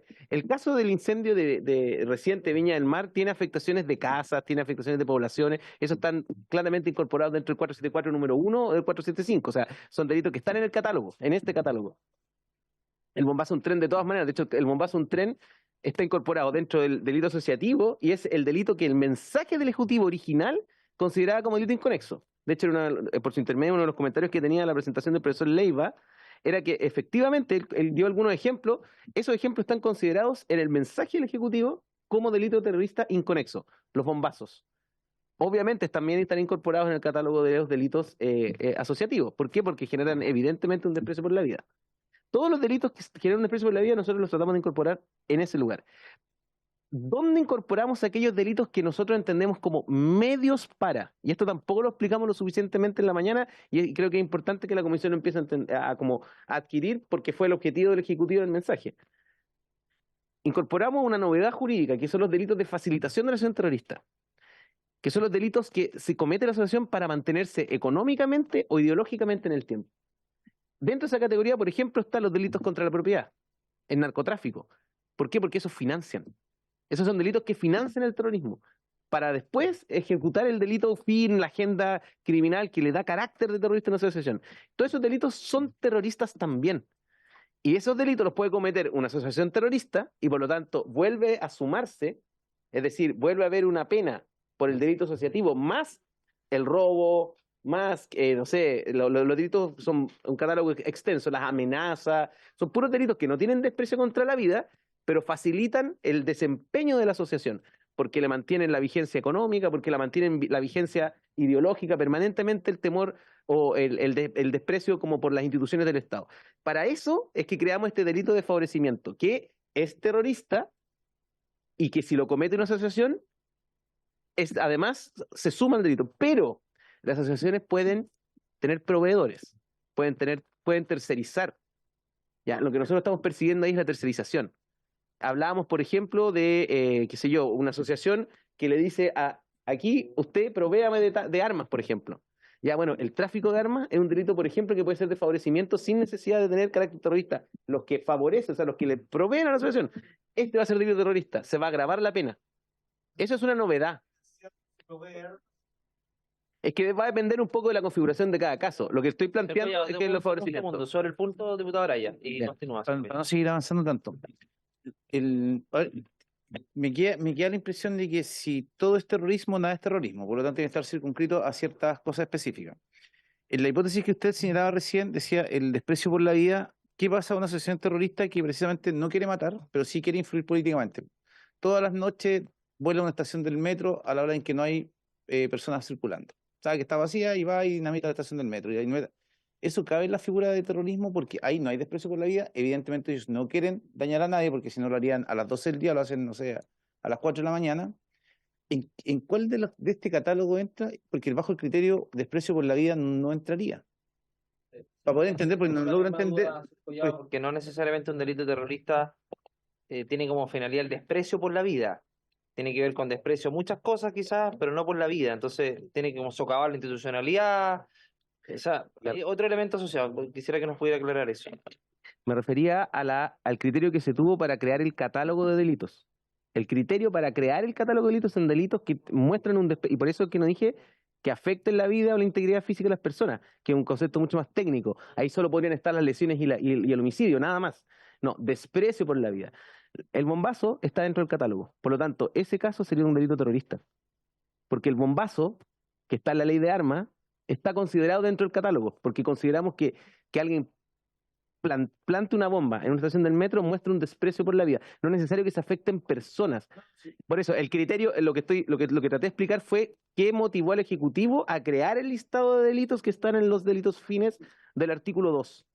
A eso me refiero. No es que tengan que tener una afectación directa con la vida, sino que muestran un desprecio. Lo que yo estoy pensando es que cuando uno lleve esto a juicio, eventualmente si yo logro probar como defensor que ellos sistemáticamente dinamitaban estaciones del metro a las 4 de la mañana sabiendo, y lo hacían a esa hora porque no iban a afectar a ninguna persona, ellos no tienen desprecio por la vida, pero o sea, no. Sí, señor Collado. Punto del diputado Araya. Muchas gracias. El caso que usted plantea es prístino como delito terrorista, porque si uno va al artículo 1, ¿cierto? Que es lo que se necesita probar en el artículo 1, formar parte de una acción terrorista, y el artículo 2 dice cómo se configura, ¿cierto? Y se dice, se entenderá por acción terrorista una organización de 3 o más.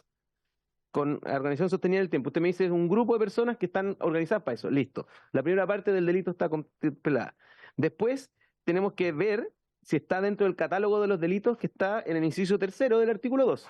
Y si vamos al artículo 3º, están los previstos en el artículo 14D de la ley 17.998, que es la activación, colocación, etcétera, de artefactos explosivos. Listo, delito terrorista. Lo que yo me refería es cómo llegamos a los números 1, 2 y 3 del catálogo. Pero eso que usted está planteando no tiene ninguna dificultad de prueba. Es probar la asociación más que esté en el catálogo, obviamente más la finalidad, y listo. O sea, lo que El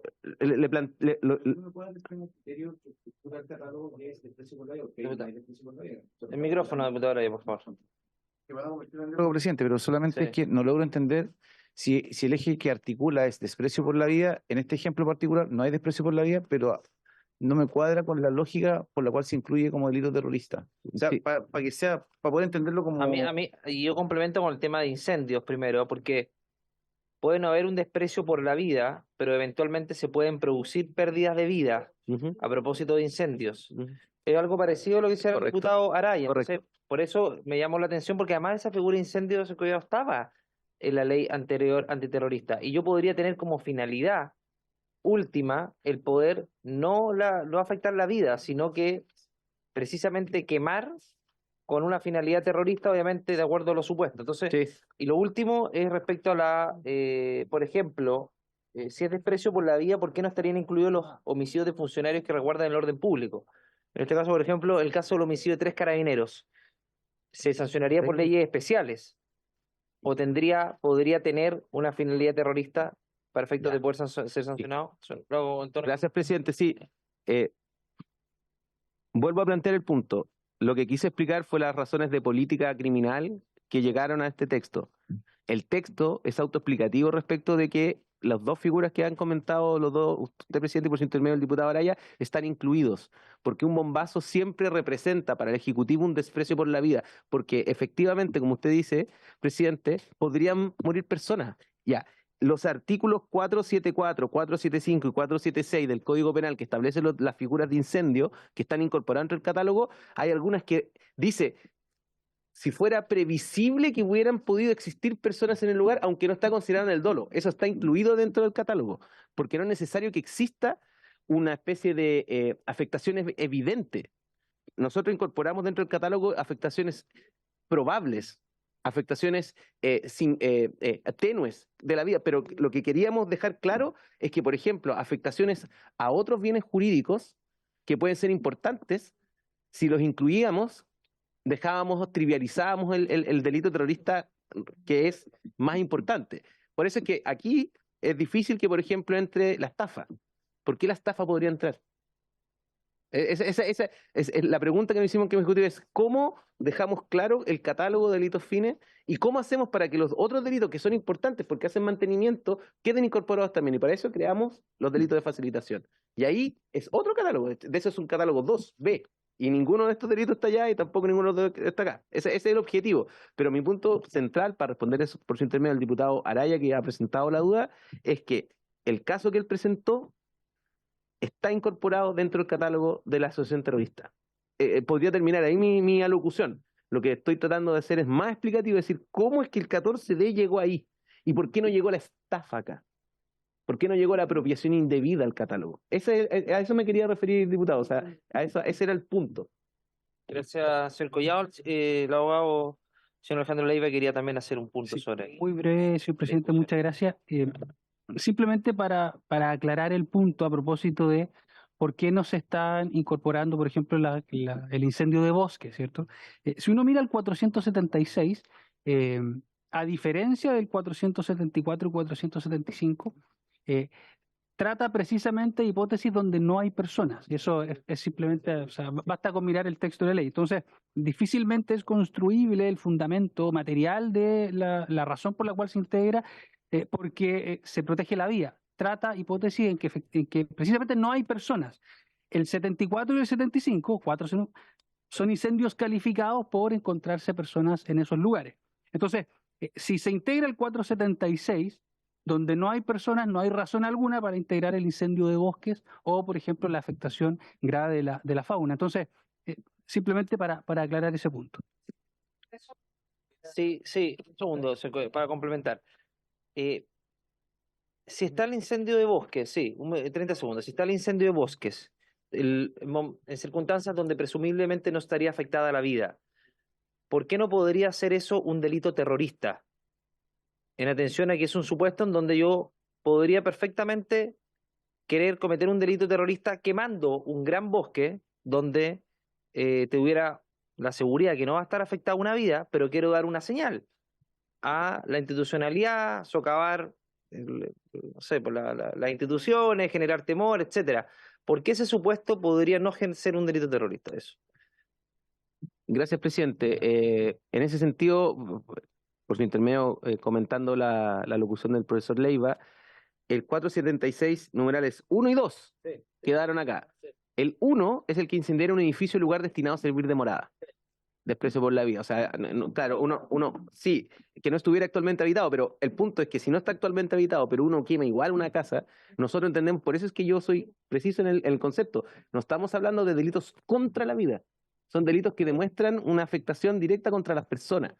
El segundo también es al que dentro de poblado ejecutar incendio en edificio, aeronave, buque, plataforma naval, etcétera. O sea, son todos lugares, cosas, etcétera, en donde efectivamente se afecta o se trata, o se desprecia cosas que las personas ocupan habitualmente o que incluso no están dentro del dolo, claramente, podrían estar habitados. ¿Ya? Dice, interacción semejante cuando no hubiera personas en su interior o su presencia no se pudiera prever, dice el 476 número 2. ¿Ya? El punto es claro, podemos, si es que nosotros extendiéramos la figura a otros delitos que no tuvieran ese criterio, a nuestro juicio se empezaría a banalizar la configuración de terrorismo, porque el delito de incendio es uno de los delitos más graves de nuestra legislación, tiene penas altísimas. Nosotros no estamos diciendo que eso no es gravísimo. Lo que estamos diciendo es que para que los delitos, para que el catálogo se mantenga como terrorismo y no sea todo el catálogo del Código Penal terrorismo, y por lo tanto, en realidad, todo el Código Penal sea terrorista, es que teníamos que fijar un criterio. El criterio que el Ejecutivo consideró que era razonable, que era sensato, y en el fondo el Senado en ese sentido también no fue una tramitación tan express. Tuvimos semanas y meses negociando en la Comisión de Seguridad para sacar el texto. La última parte fue más express, ¿no? Pero en la sala, claro, pero hubo bastante trabajo en ese mismo sentido. Fue, ok, bien, no entendemos el punto, si no todo sería terrorismo. Entonces algo tenía que ser de límite. Y ese límite fue lo que le estoy comentando, donde hubiera efectivamente una intención de dañar a personas, de afectarles la vida a personas. Yo no puedo encontrar más horrible quemar un bosque. O sea, es feísimo. Para eso tenemos un delito muy grave de quema de bosques, pero si lo incluíamos, nosotros estábamos rompiendo los criterios que nosotros mismos dimos. De hecho, el delito informático fue incorporado por el Senado. O sea, ahora lo que pasó en Viña es quema de bosque, que además pasó para Poblado. Está bien, pero presumiblemente uno podría decir, el defensor hagamos que están los responsables imputados. El defensor podría decir, no tuvo la intención de matar a nadie, es decir, eso podría ser un cuasi delito, pero la intención de él, de la persona que quemó, que partió en Peña Blanca, podría haber sido solamente quemar el bosque, pero obviamente por hechos que escapan de su intencionalidad, el viento dirigió el fuego hacia sectores poblados. A lo que voy es que probatoriamente puede ser muy fácil de poder evadir la norma del delito terrorista mediante una quema de un bosque que finalmente puede repercutir en pérdida de vidas. Bueno, pero es una discusión abierta. Vamos terminando y por haberse cumplido le agradezco, abogado, los abogados que nos acompañaron, que el subsecretario está por ahí, señor Collao, integrante de la comisión, y por haberse cumplido el objeto de la sesión esta semana.